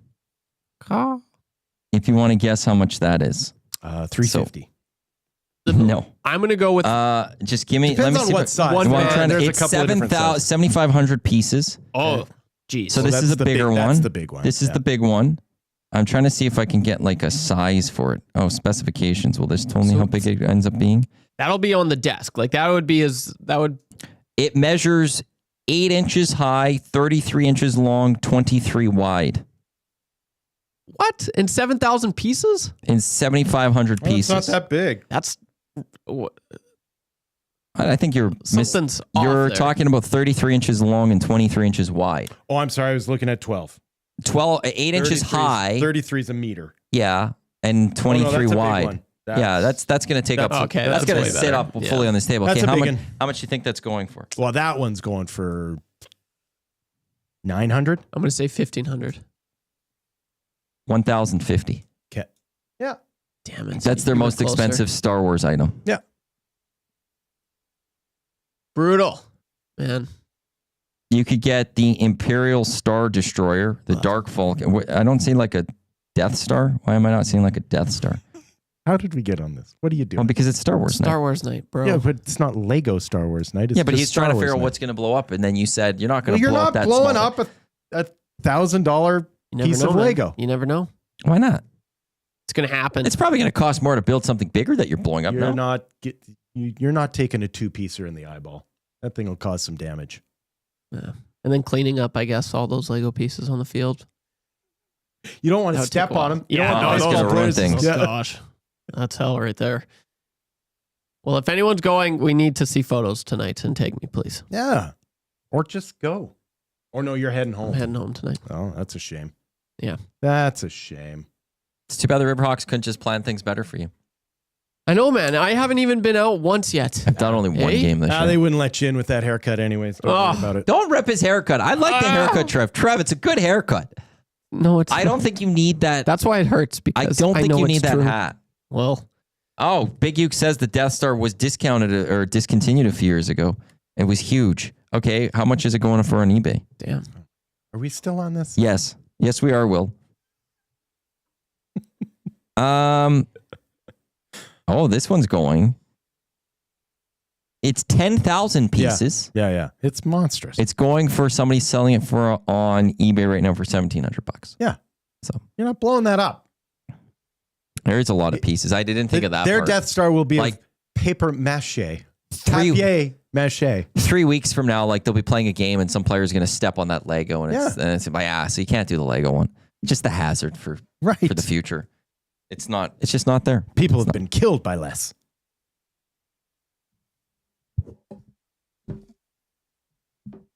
I have now seen the Star Warses. Well, 6 of them. You have, hey? I made a bet or a deal. Yeah. What was the partner. deal? With who? With the partner. Oh, yeah. 6. The deal was, I'll keep dating you if you act normal just for once. I brought this up. It was, I would watch the 6 Star Warses. Star Warses? Yeah. The 6 episodes of Star Wars. And she would have to watch, and we haven't watched these yet, the 3 Godfathers. That's okay. I won that deal. Then there was another add-on later. I have to watch First Rogue One Godfather, overrated. now. Third Godfather, underrated. What is wrong with you? I'm just saying. Those are like the worst takes you could ever come up with for that. That's what I'm saying. I will say I'm saying way too many people love the first Godfather. The Godfather's too much, one is brilliant. Too much. The thing drags. Oh, you're full incessantly. Peter Griffin right now. Thing drags incessantly. Godfather 2 is a masterpiece. You can't argue that. It's an absolute masterpiece. So is 1. And then Godfather 3, everyone it's better than craps on. expected. And it's actually better than you think. It was nominated for Best Picture. It also, there is a director's cut. There's a different cut of it that's out there that moves scenes around, a couple of scenes around, and it flows better. Okay. And it works better. Yeah. But Godfather 1 is overrated. Yeah, it's overrated, dude. You're so off on that one. Feels like you're stuck in quicksand at times. You're just doing full Peter Griffin in the water scene where it's flooding. It insists on itself. Explain Michael in Sicily. Explain that whole thing. What do you need to be explained? Explain it to me. He was going to be targeted. In love. Yeah. He gets married and then dead. And he like, this is a man who supposedly watched the love of his life get wasted in front of him. I'm not really bothered by it. I'm going to go back and defend my family. It is a waste. There's so much wasted time in that movie. You could cut the entire Michael in Italy out of it and it wouldn't suffer one bit.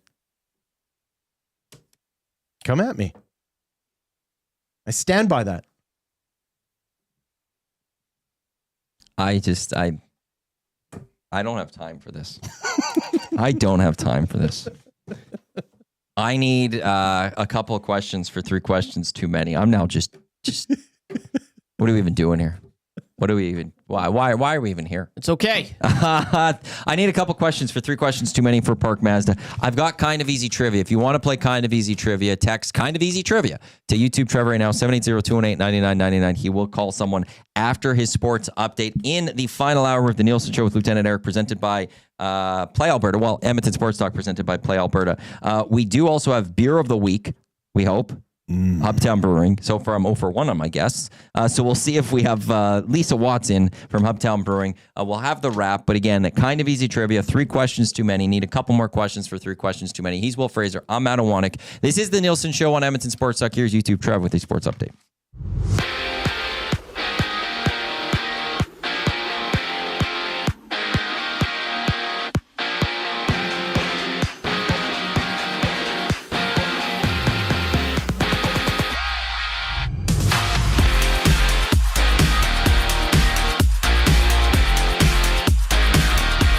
Wild finish in Montreal last night. The Alouettes stunned the Argos 26-25, erasing an 18-point second-half deficit. Davis Alexander, back from injury, threw for over 300 yards and ran in the game-winning touchdown with under 2 minutes to go, moving to 8-0 as a CFL starter. Toronto falls to 1-5, while Montreal takes over first place in the East at 4-2. It's a heavyweight tilt tonight in Winnipeg as the Blue Bombers welcome in the Calgary Stampeders. Calgary coming in at 4-1, riding high off a win over the Riders, while Winnipeg at 3-1 will be looking to return the favor after getting thumped by Calgary just 2 weeks ago. Kickoff for this one going at 6:30. And over in baseball, the Toronto Blue Jays are back home tonight as they open up a series against the San Francisco Giants. Chris Bassett gets the start for the Jays, while the Giants send out veteran Justin Verlander, who's still searching for his first win of the year. First pitch goes at 5:07 from Rogers Center. And the Edmonton Riverhawks return from the All-Star break with the 3-game set against the Kamloops North Paws. This one gets underway at 7:05. And the Edmonton Stingers keep their win streak alive at 6 after an 87-85 win over the Ottawa Blackjacks. Stingers don't play again until this Sunday when they head out west to take on Vancouver. And day 2 of the Open Championship is underway, where Brian Harman is still atop of the leaderboard. It's currently 6 under through 18. An 8 under total. Who's that again? And Canadian Taylor Pendrith, he has fallen once again. He is tied for 86. He is -1 on the day.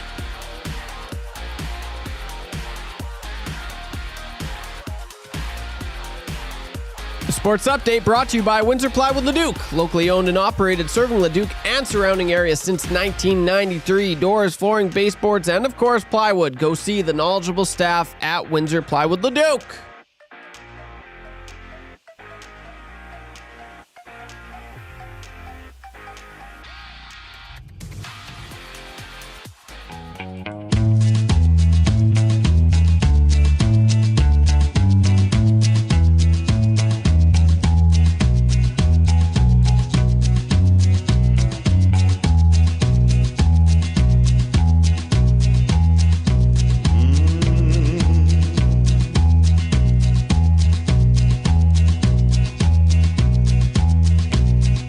I got a big shot off this stick of mine.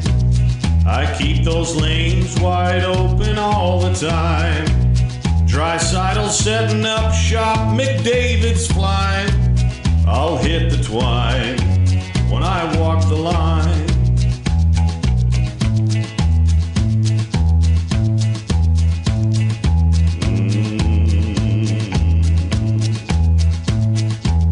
As sure as new G is slick and Kane is tough.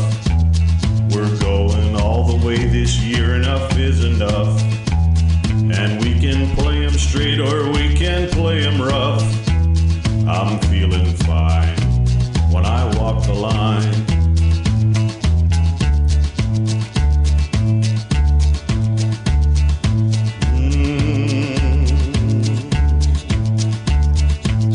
You know I shoot that puck so very, very hard. The name on the back of my jersey says Bouchard. And we're gunning for first place, not a wild card. I'll hit the twine when I walk the line.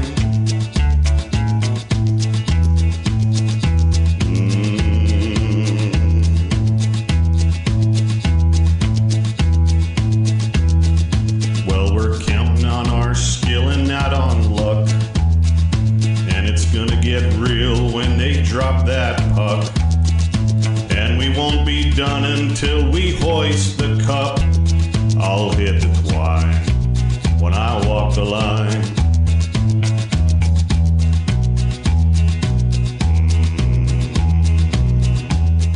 This is the Nielson Show live in the Popeyes Louisiana Kitchen studio here on the west end of town. Check them out, Popeyes Louisiana or PopeyesChicken.ca. Manawannock, Will Fraser in for Dusty and Eric.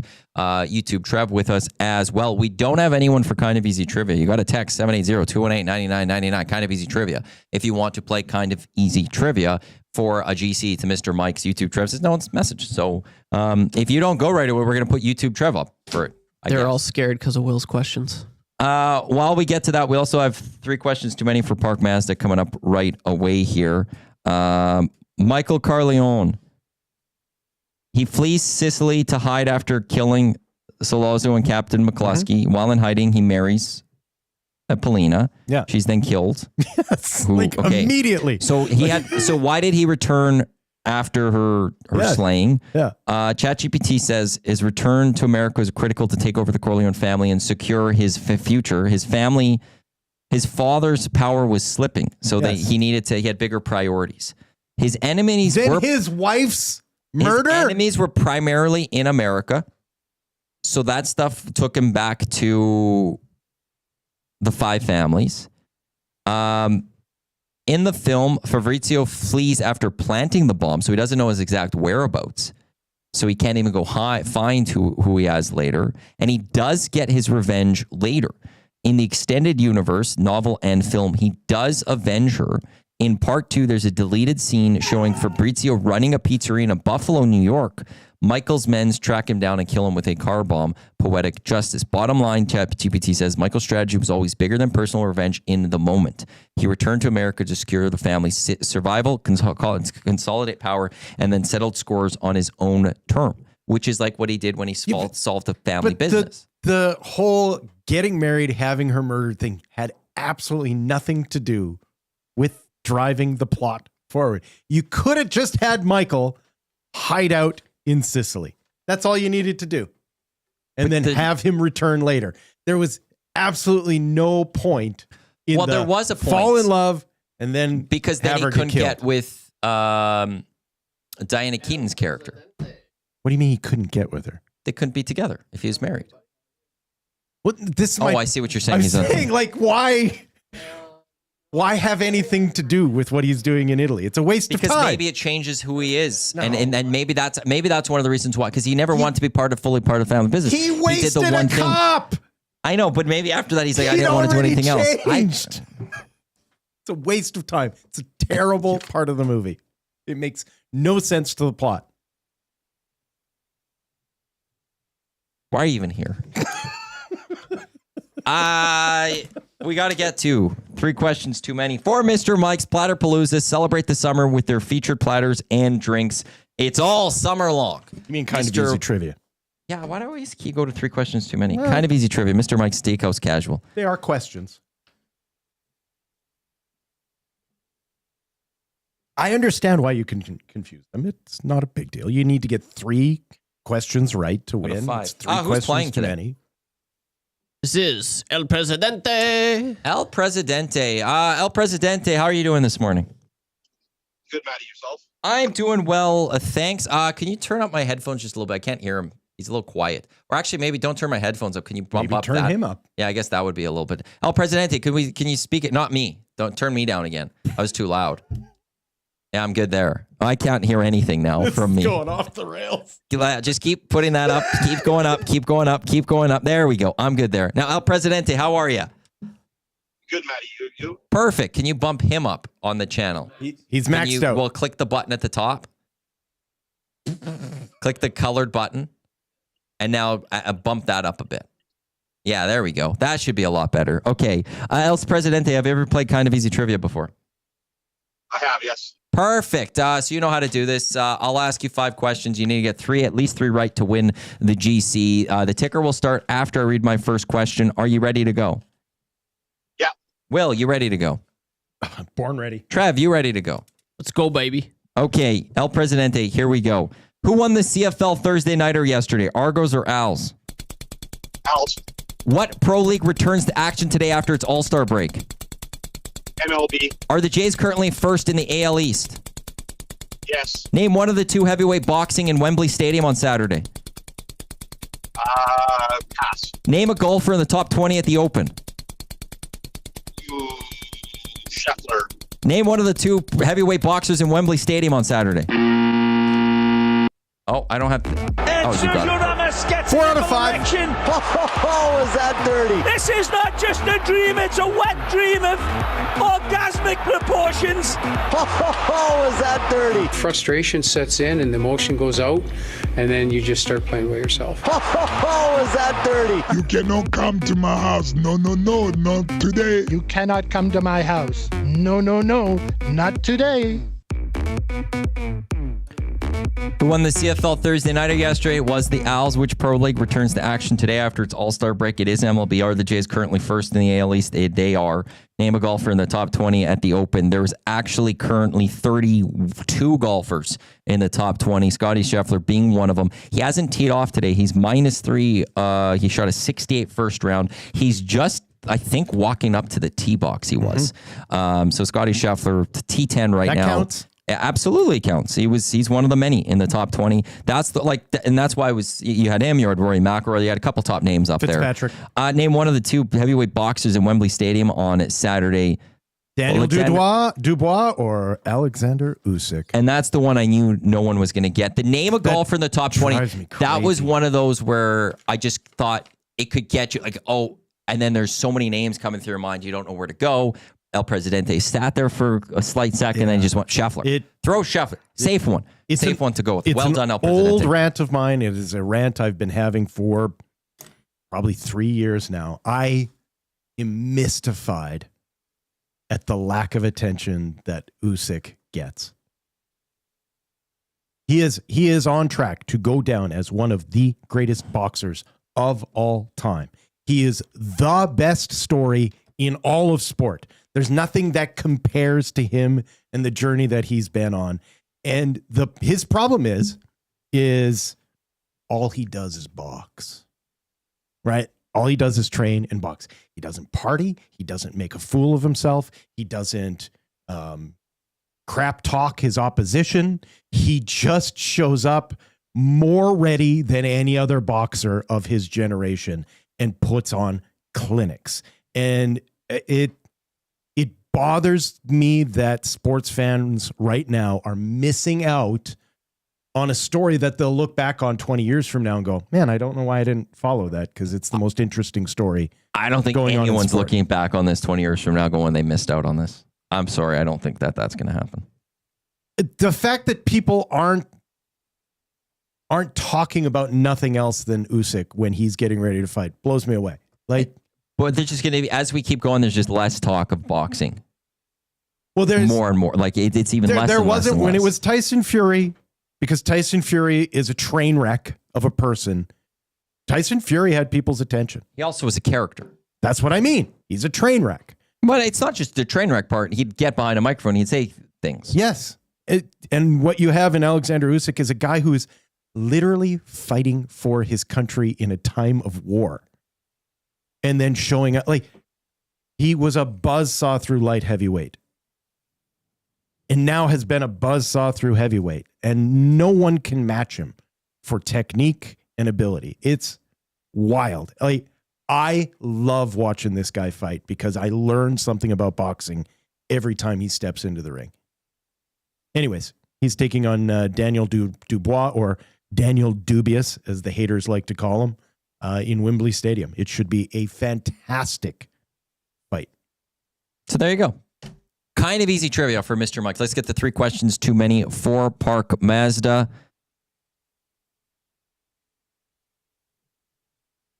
Three questions too many, brought to you by the great staff at Park Mazda. Park Mazda, your dealer for life. By the way, if the day ever comes that you have a kid, Usyk Owanik, that's a great name.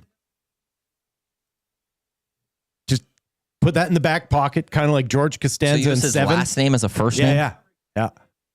Number 7. Well, then you can't just tell anyone that. Yeah. You can't tell anyone that. Troll, I'm going to start with his question because this is something that leads something into a break that you mentioned to me in the break.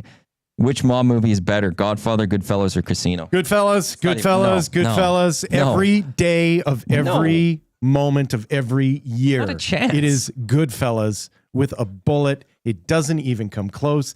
It is, not only is it the finest gangster movie of all time, it may be the greatest start to any film ever.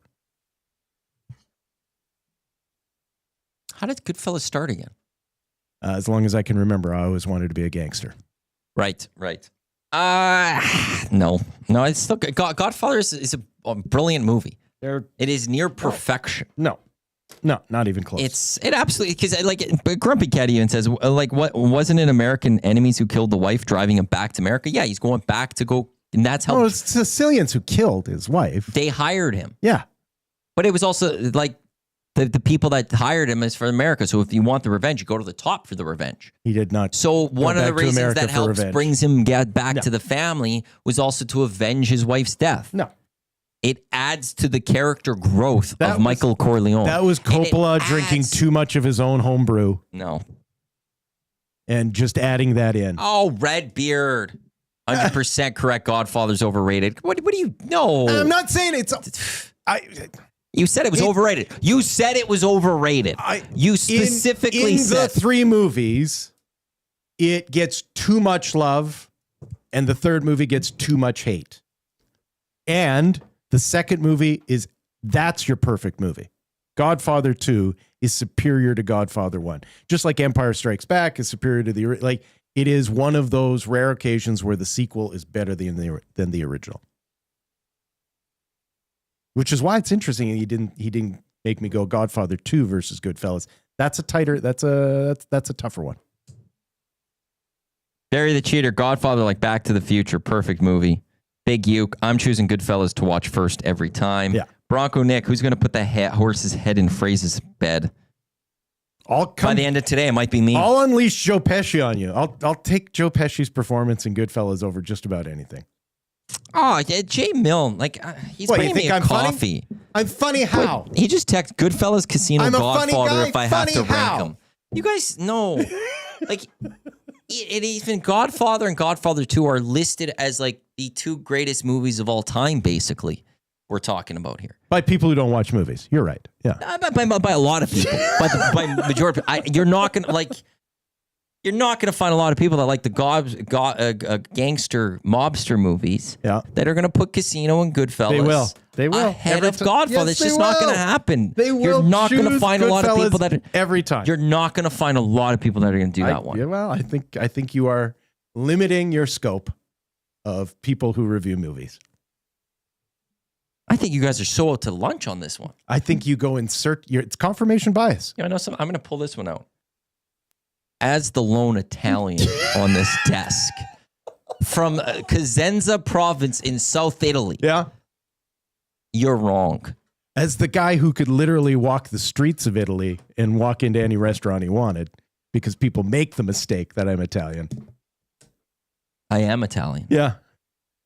Actually, I'll bring my passport next week. Family story. My grandfather in Chicago comes back from the war. And it's late 40s, early 50s, Chicago. And he decides to he goes in search of employment, gets hired at a downtown Chicago bank to work one of the teller positions. Shows up for his first day of work, gets set up in the teller location, opens up his gate or whatever it is, and this old grandma comes up and immediately starts making her request or complaint in Italian. And he goes, I'm so sorry. Give me 1 second. I need to go and get someone to come and help you. So he leaves, goes to his manager and goes, I need some help here. This lady clearly wants something, but she speaks Italian. I don't speak Italian. And my grandfather, who is German of descent, is told by the manager. The manager goes, what do you mean you don't speak Italian? He goes, well, I don't speak Italian. And the manager goes, well, you're Italian, aren't you? He goes, no, I'm not. He goes, the only reason I hired you is because I assumed you spoke Italian, man. So first day on the job, last day on the job. He was immediately fired from the job because he did not speak Italian. That's the other guy's fault. Yeah. Should have asked him some Italian. He just looked at him and was like, well, that guy's Italian. Clearly he can have the job. Baja, will I agree with you so many times with this? Godfather 1 and 2 are the best. Pat, I don't even know if Goodfellas is better than Casino. And you want to know something? I would argue that. I would agree with that. I would put Casino ahead of Goodfellas. Okay, here's why Casino isn't. Casino has a third act problem, and it does not have that inescapable acceleration that you experience in Goodfellas. Like Goodfellas speeds up as his addiction speeds. Like you very much kind of live the life of an addict just with the way that it goes. Like if you think about that, the third act, when he thinks he's being followed by helicopters and he's just paranoid as crazy, but he still has to get the red sauce done the way that he wants the red sauce done. And he's got to move like a room full of cocaine and cash. Like, it is a bonkers movie. And it is so rewatchable. You could rewatch Goodfellas every day and take something new away from it. This is gonna be a question too. We're sticking on this movie category. I'm throwing this one to Jay Milne as well, who's listening, if he's still listening. So then, what's better? Okay, Godfather 2 or Goodfellas? That's a harder question. It's not. It's Godfather 2 still. That is a harder Trev, have you ever question. seen these movies? That's a no. I have not. I've seen Goodfellas maybe when I was in grade 10. Yeah. And you loved it, didn't you? Yeah, it was awesome. Watch it with the stepdad. And I was going to say funny. I was going to say that, and then you beat me to it. But funny how? Eh? You think I'm funny? Funny. You think I'm a funny guy? Yeah. So, but I mean, it's been a minute for sure. Do I amuse you? Do I amuse you? Yeah. So Godfather 2 or I love Joe Goodfellas? Perry. I'll still take Goodfellas. It's just so entertaining. It's so much fun to watch. I think I'd go with Goodfellas too. Yeah. I've Godfather. never seen the other ones. I saw Godfather. which You one? said you hadn't seen them. Which one's the horse one? Godfather. Okay, I saw that one then. So the problem with Coppola as a director is he's a bit of a fart sniffer. He does spend some of his own time like smelling his own farts, and it doesn't lead to entertaining movies. There are lulls in Coppola movies. Oh, gee, it's just Goodfellas, Godfather 2, Casino, Goodfellas. Like, you guys are just... Sorry, man. Goodfellas is just... I know, the thing is, I know you guys are in the minority on this. Oh, you think so, do you? I know so. You're in the minority right now. Greatest movies of all time. Right now. Of all time.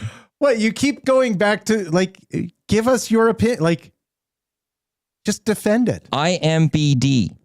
Shawshank Redemption, number 1. Number 2, The Godfather. Number 3, The Dark Knight. Number 4, The Godfather Part 2. Dark Knight. Yikes. Let's see where the next one of all of those. And Goodfellas, 17.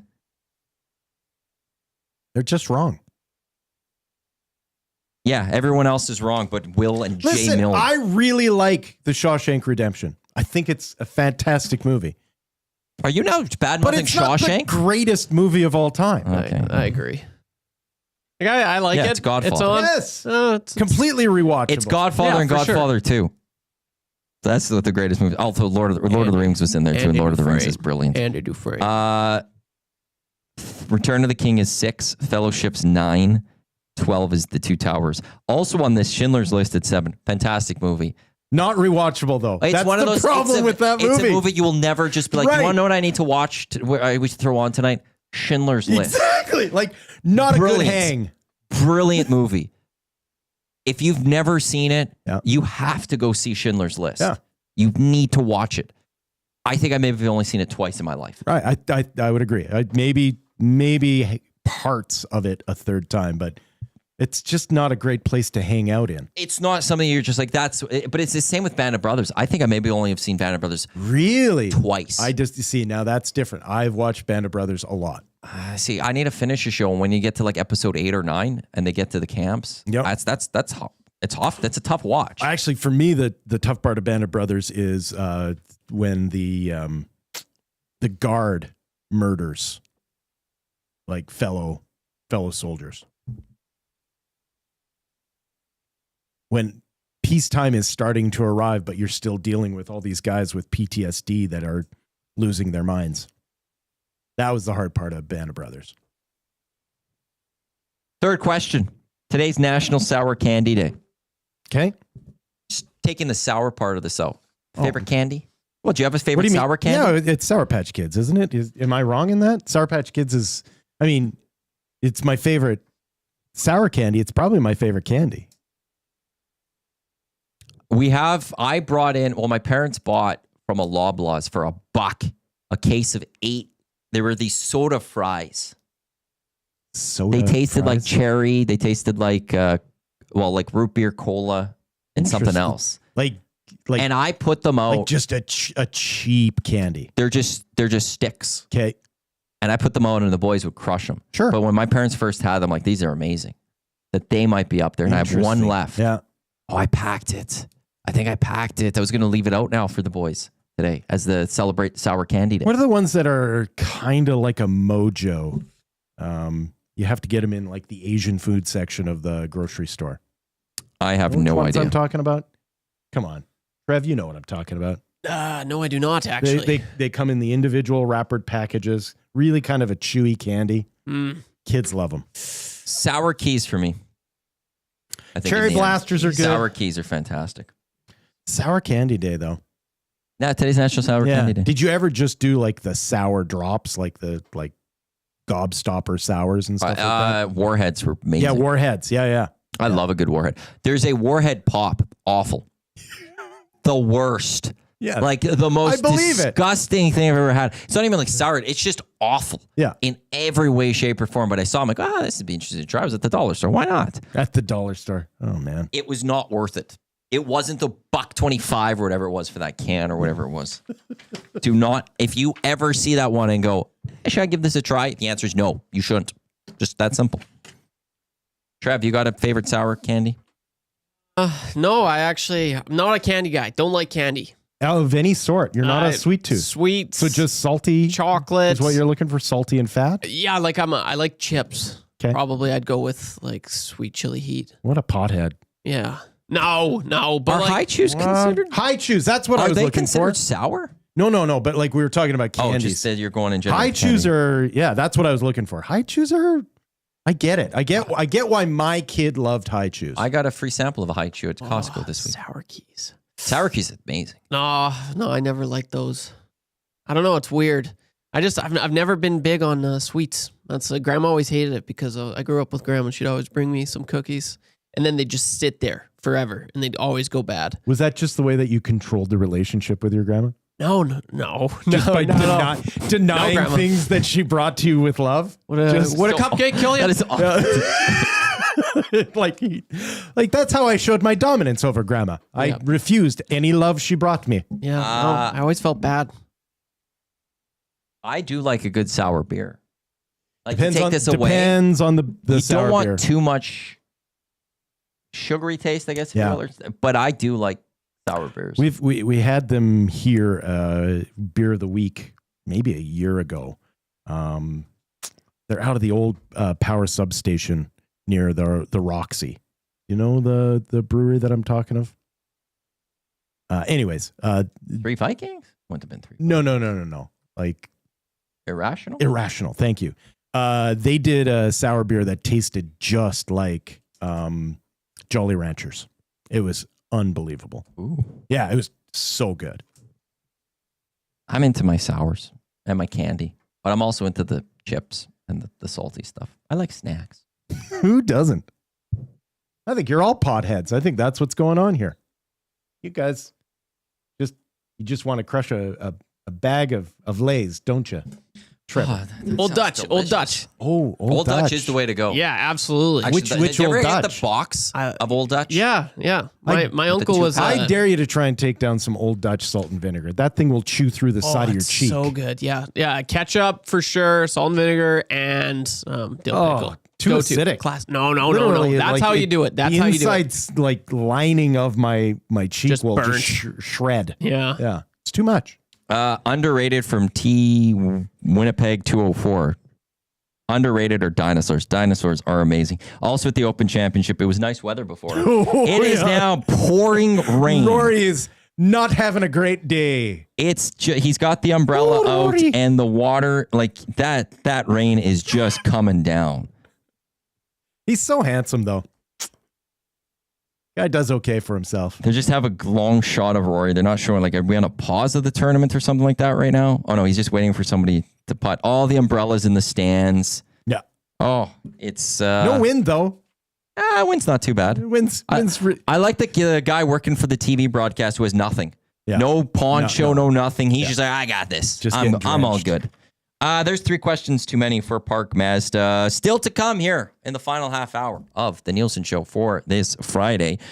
We will have the wrap for William Huff, but up next, it is Sobeys Safeway Liquor Beer of the Week. Hubtown Brewing is here. We'll talk with Lisa momentarily here on the Nielsen Show. Matt Awanek, Will Fraser in for Dusty and Eric here on Edmonton Sports Talk, your clear choice for Edmonton Sports, presented by Play Alberta. Here's YouTube Trev with a sports update.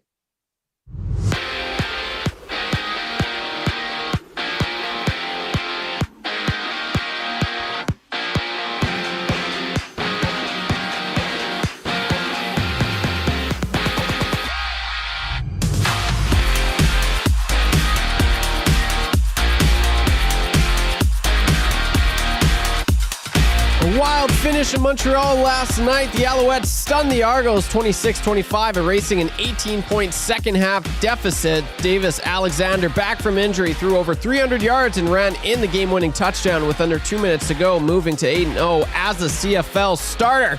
Toronto falls to 1-5, while Montreal takes over first in the East at 4-2. It's a heavyweight tilt tonight in Winnipeg as the Bombers welcome in the Calgary Stampeders. Calgary comes in at 4-1, riding high off a win over the Riders, while Winnipeg at 3-1 will be looking to return the favor after getting thumped by Calgary just 2 weeks ago. Kickoff for this one going at 6:30. And over in baseball, the Toronto Blue Jays are back home tonight as they open up a series against the San Francisco Giants. Chris Bassett gets the start for the Jays, while the Giants send out veteran Justin Verlander, who's still searching for his first win of the year. First pitch goes at 5:07 from Rogers Center. The Edmonton Riverhawks return from All-Star break with 3 games set against the Kamloops North Paws. This one gets underway at 7:05. And on to the court we go. The Edmonton Stingers keep their win streak alive at 6 after an 87-85 win over the Ottawa Blackjacks. The Stingers don't play again until this Sunday when they head out west, to take on Vancouver. And day 2 of the Open Championship is underway, where Brian Hartman is your clubhouse leader at 8 under after a brilliant second round, shooting 65. 6 birdies, no bogeys.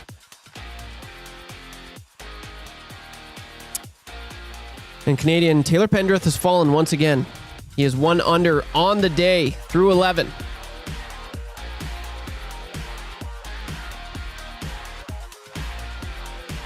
The Sports Update presented by Sully's Sports Bar and Lounge with wall-to-wall TVs, daily food, and drink specials. It's the place to be for every Elks game. Every day is game day at Sully's Sports Bar and Lounge.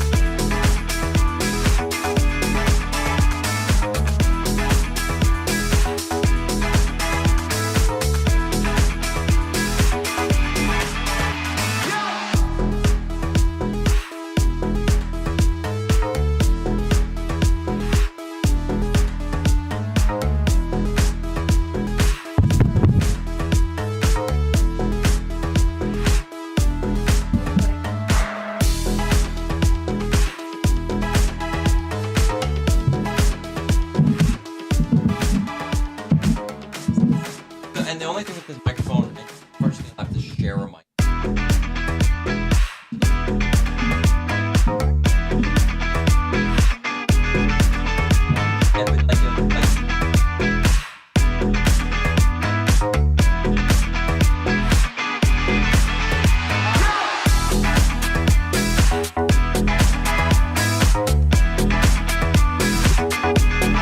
We are back here on the Nielson Show with Lieutenant Eric, but Dustin and Eric aren't here. Matt Awanek, Will Fraser with you here alongside YouTube Trev. We do have to get to the wrap from William Huff a little bit later in this segment. Coming up 9 o'clock, it is the EST Hangout presented by Sentinel Storage. Lockshot, myself, and Huss will be on at 11 o'clock. Oil Stream, EST Afternoons, Rita Wilkins Show. That's all to come here on Edmonton Sports Talk as well. But now it's time for Sobeys Safeway Liquor Beer of the Week. And Hubtown Brewing out in Okotoks is here. We got Lisa and Mark with us here. Welcome. Thanks for coming in. Thanks for driving up. How was it getting here today? We can move that. Yeah, you can move that where you wish. Oh, it was great. We came up last night. We're making a vacation of this. Oh, nice. What are you guys going to do? Not work. Perfect. That's as good of a vacation as you can ask for. Do you get away from beer? Or do you come to a town like Edmonton and immediately find all the Edmonton breweries? You never get away from beer. And why would you want to, right? Exactly, yeah. So tell us the story of Hubtown Brewing. Tell us how this all got going. You want to tell the story or you want me to? I'll start. So this will be my only bit of talking. Here I am. I'm Mark with Hubtown Brewing, and we both started in oil and gas. Always waiting to get laid off, so we thought we better have a plan B. And then we opened the brewery after, 6 years of in prep and trying to get the building open. And then we find out that we both didn't get laid off, so then we had 2 jobs each. Oh. What he's forgetting to tell you is I hated beer. So I didn't actually drink beer at all because I didn't understand beer back in the day. Yeah, so what made the turn for you? Well, it was going to a little nano brewery. So we went down to Montana to a place called, the heck is it called? Bonsai Brewing. And this teeny tiny little tap room, they brewed 1 barrel of beer at a time. And they put all these samples in front of me because I was just like, oh, I'm so fun. I'm going to take my husband to a brewery. Yeah. But I don't like beer. And it was like, this is all for him. They put all the samples in front of me and I went, oh, I didn't know beer could taste like that. Right. And that was the beginning for us. Now we're both brewmasters. Now we both, I create the recipes. Mark is the one that brews them. And we now have another girl that's helping us brew it as well. But it was a huge transformation. Yeah, listen, I'm glad that you're the one telling that story because I come across that pretty often, that there are a lot of women who are like, I don't think I like beer. And the response I always have is, I just don't think you like the beer you've had. Well, and this right? is this is exactly it. Yeah. So we're going to talk about the lager at some point. And lagers for me were all I thought beer was. Right. I didn't know they could taste like raspberries and they could taste like coffee and chocolate and bananas and all of these other things that, who the heck knew? So how do you come up with all these recipes then? Like how many beers do you actually have? Like, because there's 7 cans in front of me right now. Yeah. And I was just saying this before we got on. It's hard to pick your favorite child. Yeah. So you bring all your children and then decide when you're here which one you should actually, pay attention to. So in this case, we brought a couple of big ones. So of course, the one that's the beer of the week, we brought the Lime Stash Mexican Lager. That one is by far one of our best sellers all through the summer. We brought our Oilers Lager, just so you guys could see that we actually have now.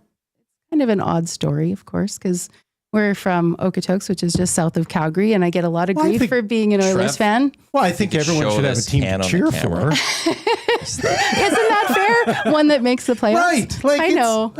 No one's going to hold that against you. Right. You want to be able to cheer for a team. I get it. Right. And last year we were really fortunate. So the reason we did the Oilers Lager is because we have our local hockey team, and they're called the Okotoks Oilers. Yeah. And actually, Mr. Holloway there, Dylan Holloway, did play for us for some time. And then he, of course, got drafted to the Oilers. And we were super ecstatic about that and decided to do a can in his honor. And then he broke our hearts. Oh, my God. He broke our hearts. Trev is a big Holloway fan over there. Are you? I'm going to leave that can with you. Pretty crushed. I'm going to leave that can for you. We wish him all his That'd be success. awesome. Yeah. Good luck in all his endeavors. So then we brought you guys, we brought our S'mores Milk Stout, which took us gold. We got a gold for it in the Canada Beer Cup last year. Congratulations. Thank you. Any meaning behind Hubtown or for the name of the brewery? You keep So if you ever come and see one of our tours, you see that Mark never talks. It's always me. Yeah. You just get it done. So, now what was the question? Hubtown, right? Yes. So originally we were going to call ourselves Strange Brew. And I don't know if you guys are old enough to know that story. Do you know the story of Strange Brew? I mean, you're in Edmonton. I'd kiss you if I didn't have puke breath. Oh, thank God you know. Okay, thank God. You do have the statues. Yeah. So we were going to call ourselves Strange Brew. No, Strange Brew. I thought Bob and Doug. You're the Bob worst. and Doug. That's who it is. He's just young. He's just young. Bob It's and okay. Doug there. That's the statue. I got that. It's early. We can't hold it against you. we deserve a full refund because there was a mouse in our beer bottle. Yeah. Strange Brew, man. Yeah. Thank God you know. So we were going to call ourselves Strange Brew, and about a month, 30 days-ish before we were about to, we were going to trademark the name, we found out that it had been trademarked by another brewery out in Ontario. Appropriately so. Yeah. So, we had to kind of change gears, and we had no idea what we were going to be called. And we were meeting with the town of Okotoks all the time to talk about this brewery that was going to be opening up. You didn't want to go with Elsinore? Oh, no, but you know what? Again, there's only a small segment of us people who are old enough to understand, right? I know. So we ended up talking with the town of Okotoks, and they said, we'd really love it if you guys were the hub of the downtown. And there you go. And that was essentially how we became Hubtown, and we literally are the hub of the downtown. You are, hey? It's just that kind of vibe. That's fantastic. So is it kind of a meeting place? Is that without where a you doubt start and end your day? Without a doubt.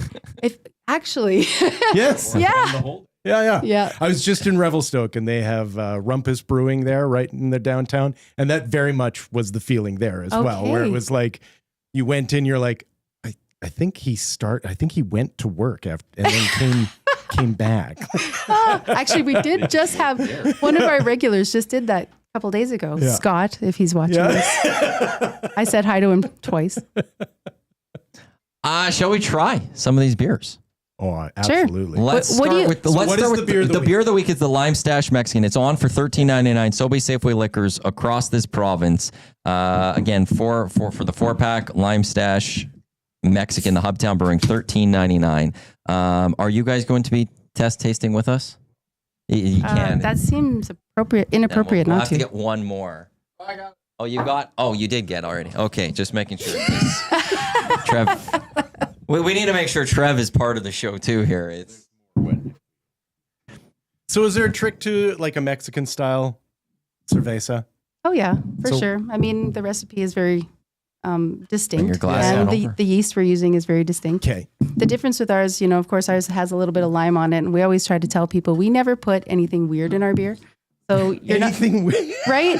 So, but it's a natural thing, right? So I always tell people when they go, oh, I don't want a fruity beer or something with flavored beer or whatever. We've got lots to try. But the problem is, or not the problem, but what we like to do is we actually finish it on real lime. Okay. So it's only got a hint of lime. We don't do anything crazy like extracts. Like anything pouring in weird a like whole that. bunch Yeah, of we lime just don't juice do or that. something. Yeah. Okay. Yeah. Well, first of all, great bubbles. She looks beautiful. This is exactly what I would want on a beach in Mexico or in downtown Okotoks. Okay, we're gonna cheers, right? Yeah. But now, Who do you want to cheers to? Well, to Dylan Holloway and all his success. oh, that's a good Oh, one. Now that's look the eye. Look the eye. Look. To Yeah, Dylan. that's very dear. to Yeah, Dylan. you always look the eye. You look in the eye? Yeah, yeah. Oh, I did yeah, not know yeah, that. Yeah, look the eye. Trev? Yeah. Oh God, yeah, look the eye. Right. Yep. We were told by our German friend that you have to look the eye or it's bad luck. Yeah, yeah. I did not know that. That is delicious. That goes down I love these type of a little beers. too quick. This one is fantastic. Oh, nice hot day. Sitting outside. Oh, that's cool. Very cold. Oh, you find that cold? That's Oh, like, good. well, Delicious. Delicious, easy. That's exactly what you want. it's refreshing. What a perfect beer of the week with a little summer heat. This is a patio beer for sure. Easily. You sit out 20 degrees, 25 degrees. Too many of these will go down too quickly. Well, Like, that's the thing. yeah. I'll It's try. perfect. I'll try it out. I'll see how it goes. Yeah. You'll see how many you can get done for us and I'll report see- back. I'll see if there's actually too many. Where the line is. Yeah. If there's a line. You do that next week, we get the report Yeah, from you that exactly. it is not 12. Yeah. You know? Might be. Well, that's fantastic. So that's a summer beer, but that can't be the sort of bread and butter.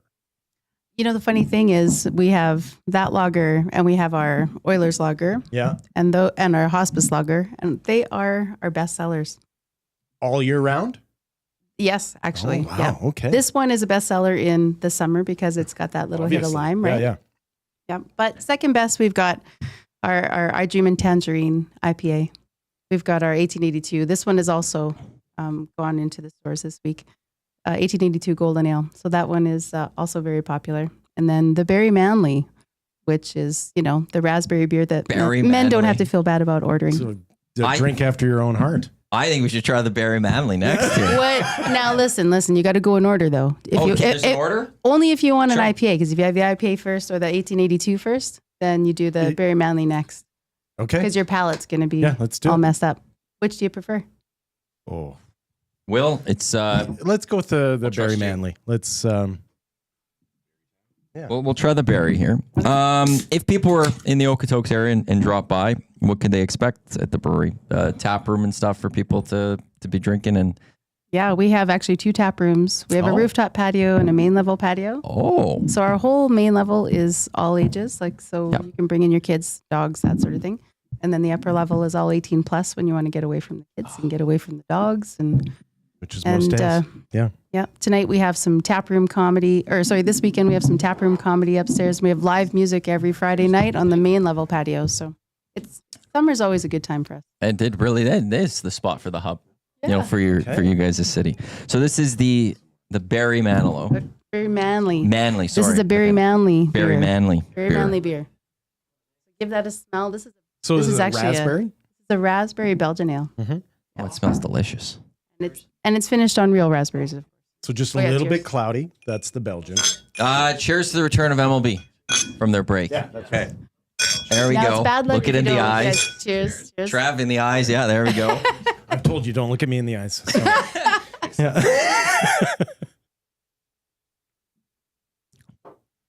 Oh, yeah.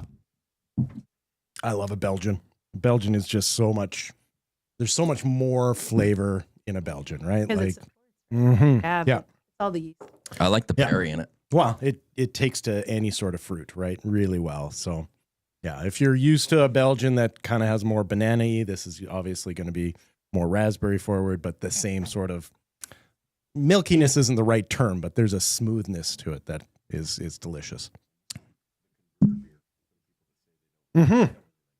Yep. The converted beer I for agree. Yeah, when you hopefully convince that friend that's always been dragging their feet about beer to come to a place like a Hub, and you sit them down and they're kind of like, well, I don't even like beer. You get them one of these and they go, oh, well, I don't like any of the others.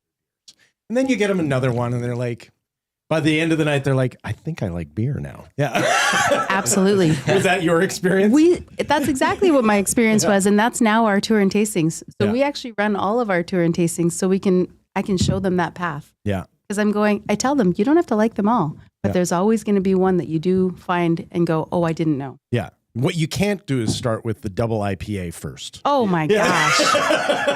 Don't do that to your non-beer friend. You got to work up to that sort of thing. Agreed. And I've seen that far too many times, especially with the beer revolution that's happened, is that you get the real beer enthusiast who drags a friend along and then goes, this is what I love. And it's like, don't do that to them. There is more approachable beers, and this is a perfect example of that. This is delicious. So there's an order. Well, so what would be that? Because I think I really want you guys to have the ones you really enjoy. So do you want to try an IPA, a golden ale, or the s'mores, or the lager? Because you had a lager first. S'mores milk stout. That's the one. Yes, yes, that's speaking to my heart right now. I love a good stout, and then you're adding like s'mores or something like that. I would love to try that one. It has a s'mores profile. Yep, and that one is the one that took us gold at the Canada Beer Cup last year. How do you get the marshmallow part of this s'mores? That's vanilla. Just vanilla. Okay, that's vanilla. That's your vanilla. Yep. Okay, yep. So vanilla bean. And you've got lactose in this one because it's a milk stout, right? So you've got that background sweetness, plus you've got the vanilla that totally supports it. Yeah. Like the chocolate and the graham cracker, that makes a lot of sense, especially in a stout. But the vanilla would make sense. Yeah, I can see it now. Yeah, you're gonna have chocolate. Yeah, because no one's ever made that combination. Yeah, they do that regularly. Yeah. Who should we cheers to on this one? To Trev's upcoming vacation. Oh, to Trev. Vacation. To the poor bull trout that's about to be caught. There we go. Cheers. Yeah. Cheers. Cheers. And there we go. Cheers. Will. Cheers. That's just coffee. That is a morning coffee ready to go. Oh. Yeah. I know. It's so smooth. So we put this one out originally in the summer because we called it the camping beer. You know, most people, you can't find a good stout in the summer because they think people don't want it. And we're like, but we want it. Yes. Yeah, this is sitting around a campfire and having something like this. If you've gone on some of my camping trips, the morning beer is important. The first beer of the day. The coffee beer. Yeah, exactly. Yeah. So this is your around the first campfire of the day. There you go. Just to get things started. It also slows things down. Like this is a good start because it's not the gas pedal. You don't want the gas pedal too soon. So this will just let you mellow into the. Yeah. And then you need a nap. So now, if people would like more information on Hubtown Brewing, how could they go about doing it? Are you guys on the socials and website? Oh, we're nonsense on the socials. So yeah, we're on Instagram, we're on Facebook. I don't do TikTok very well, so maybe we'll just avoid that one. But yeah, Instagram is really the best place to go. You see all the craziness that goes on. We've got a website too, hubtownbrewing.com. There you go. The beer of the week, Sobeys Safeway Liquor across the province, Hubtown Brewing's Lime Stash Mexican. That is $13.99. But you're going to want to try any of this roster because these are absolutely fantastic. Now all of a sudden I got to do an Okotoks trip. The only problem is a great ballpark down there. I have to drive through Calgary. That's my you can go around. Go around. That's true. The ring. Yeah. Hey, skip it. It's true. Great ballpark in Okotoks. Really nice ballpark. Yeah. So go make. And we have a Costco. Is it a big? Did you guys just get a Costco? We've had one for a while. Okay. This is why everybody comes to Okotoks. They come to our Costco, and I'm like, okay, well, when you're done that, you'll be thirsty. So come visit us. Lisa, Mark, thank you very much for coming in. We really appreciate this. These are absolutely delicious. So excellent work with this stuff, and I will be drinking a few of these over the course of the rest of the day. Thanks for having us. We'll fire the music. We'll clean up, and then we'll come back with the wrap here on the Nielsen Show. Matt Wannick, Will Fraser, YouTube, Trev with you on Edmonton Sports Talk, your clear choice for Edmonton Sports. Thank you.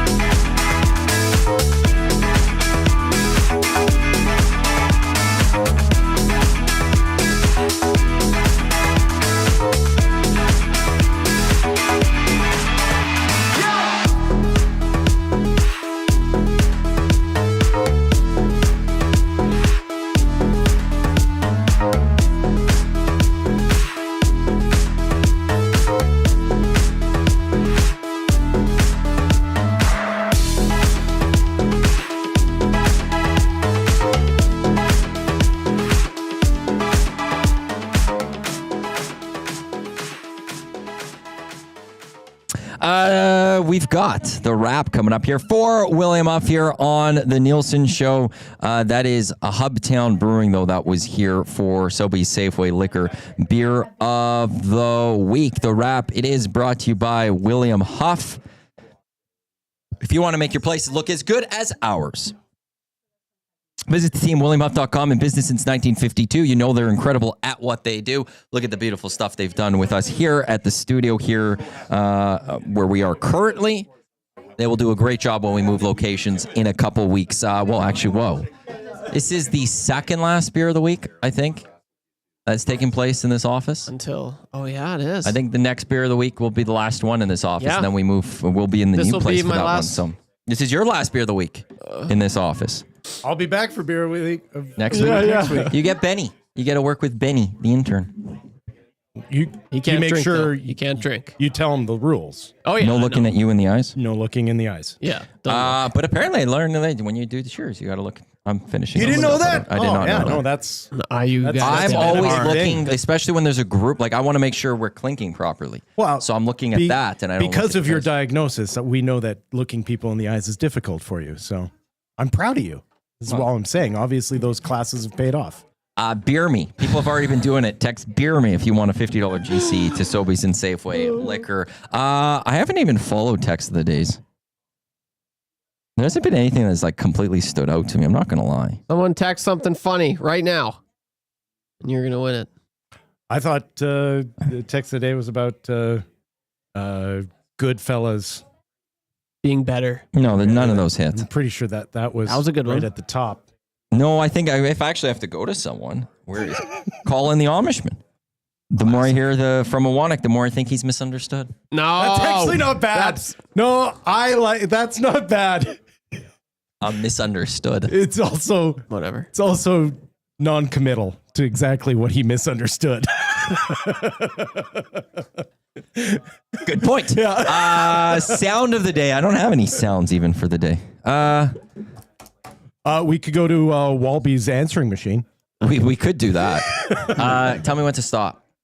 I don't hear anything. Say when to stop. Now. And now pick between 1 and 6 or 1 and 5. Fiver. Oh, you got to turn up my. Oh wait, no. Yeah. Oh, never mind. That's a sound effect for 3. A small robot. 3.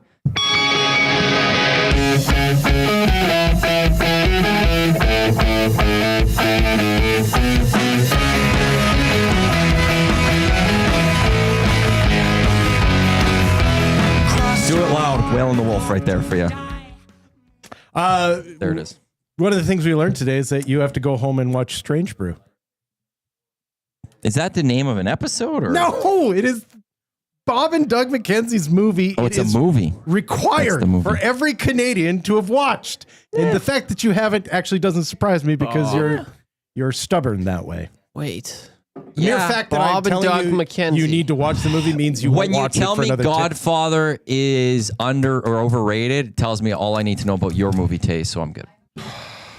Strange Brew. Don't they have Instant classic. an ice district? Yeah, like that's what that is. And I messed up. I went Cheech and Chong for some reason, but it's on the bench. Yeah, Bob and Doug McKenzie. Mm-hmm. No relation to TSN Bob McKenzie. When I first moved out of my parents' house, maybe it might be though. No, I was almost 19, so sort of. So you're 18, like September, right before I turned 19, and my roommate, who I'd never met before, Corey, we called him Corky for reasons. He's still a golf pro out in Camrose, I believe. Anyways, he brought with him a Velvet Elvis that we hung up in the living room and a VHS copy of Strange Brew. And I swear to you, we watched that once a week. Nice. He and I. Was that good? It is so good. Okay. And so quotable. I might have to do that then. What did you learn today? What did YouTube Trev learn? Well, I learned of Hubtown Brewing and how excellent their. I mean, we just had 3. I think you need I'm looking to at make the a other ones. detour, The stout is amazing. Yeah, no, it's a Actually, yeah, that's you're actually headed not that way. Yeah, so it's not a bad idea. Either I know, tour from the golf. I know a Nasty, yeah, because I am golfing in Okotoks. So I know a Nasty said go stop on by. I mean, why not? That'll be perfect after a round of golf. Let's go. This seems like a perfect stop in after a round. Yes, absolutely. I And then have a learned DD. yes. Oh man, Ooh, I learned that's quite a called bit. lager. That sounds amazing. It's Star Wars night at the Riverhawks At Remax Field. Remax Field, baby. That's right. They're going to blow up a Death Star. So I learned that. That's right. That was big news. I learned the most expensive Lego of Star Wars is over $1,000 It's ridiculous. From Lego. from Lego. That's not The official. Yeah, if that's you go not to the counting store. like And discontinued. that's not the big, most expensive Lego. I don't know if that's their most expensive thing or anything like that. But like currently on their website, if you go into the Star Wars themes, the most expensive Star Wars item is the Millennium Falcon. Yeah. Which was over $1,000. Of the Star Wars stuff. Of the Star Wars. I bet there's like some Falcon. Hogwarts castle that costs in the thousands as well. Oh, I would assume that Halo Lego's pretty expensive too. Well, I was going to say there's got to be like. I thought Halo was. It's Mega Block. It's Mega I thought Block. Halo. Yeah, it was Mega Block, the Canadian it is. company. I could tell you the most expensive But right now, I think. I call like pieces, like I call it Most Lego, expensive. you know? The second Well, most it's because expensive. the copyright ran it, like Yeah. the whatever Mega The Block. second most expensive is a crane. Okay. And then the third is Lego Titanic. City stuff. I bought a lot of that for my kids. What are we watching tonight? We're watching the return of baseball. Baseball's regular season comes back. Jays are in action. There is some absolute can't miss games. Cubs, Red Sox. Don't miss it. Red Sox still on a heater? Yeah, Red Sox are on a heater. Cubs are dominating right now in the National League. So if you're asking me, what will I be tuning into? Cubs game. Is that your team, right? Cubs? Yeah. Oh, nice. What are you watching? Or you're just driving? I'm driving, baby. I'll be looking driving at the highway. I won't be watching, but I'll be listening to the Reed Wilkins show with Jay Milne, 3 to 6. They'll probably be talking about Goodfellas. Probably. Got Bombers. Got Stamps. Friday Farmer Night Stamps Football. is a fantastic Friday I'm Night Football. fascinated. I Yeah. can't wait to watch that one. So that's what I will be watching. I still want to thank Chris Walby. Me too. I love Chris Walby. That was the kindest I wanted to voicemail I talk ever heard. with Walby's Warriors. He didn't join us today, but I do want to thank Chris Walby, Lisa Mark with Hubtown Brewing. Thank you to them for Sobeys and Safeway Liquor. Will, it was great working with you these last 2 days. Always a pleasure, pal. Really enjoyed it. Next week, Dusty, Eric, they are back on Monday, but no YouTube Trev. Because he's off. Pack Trev, your bear spray, buddy. drive I want to see you safely. get back. Have a wonderful trip. Enjoy yourself. Thank you to everyone for listening to the Nielson Show with Lieutenant Eric, with myself, with Will, with Trev. Up next, it will be the Hangout. I will be back with the Lock Shop, myself and Huss. We'll talk more about that Thursday night or yesterday. We'll talk some open, and we'll look ahead to the rest of the weekend in the CFL. On behalf of Trev, Will, I am Matt. Thanks for tuning in. Hangout presented by Sentinel Storage coming up in just a few minutes right here on Edmonton Sports Talk. Your clear choice for Edmonton Sports, presented by Play Alberta. Don't go anywhere.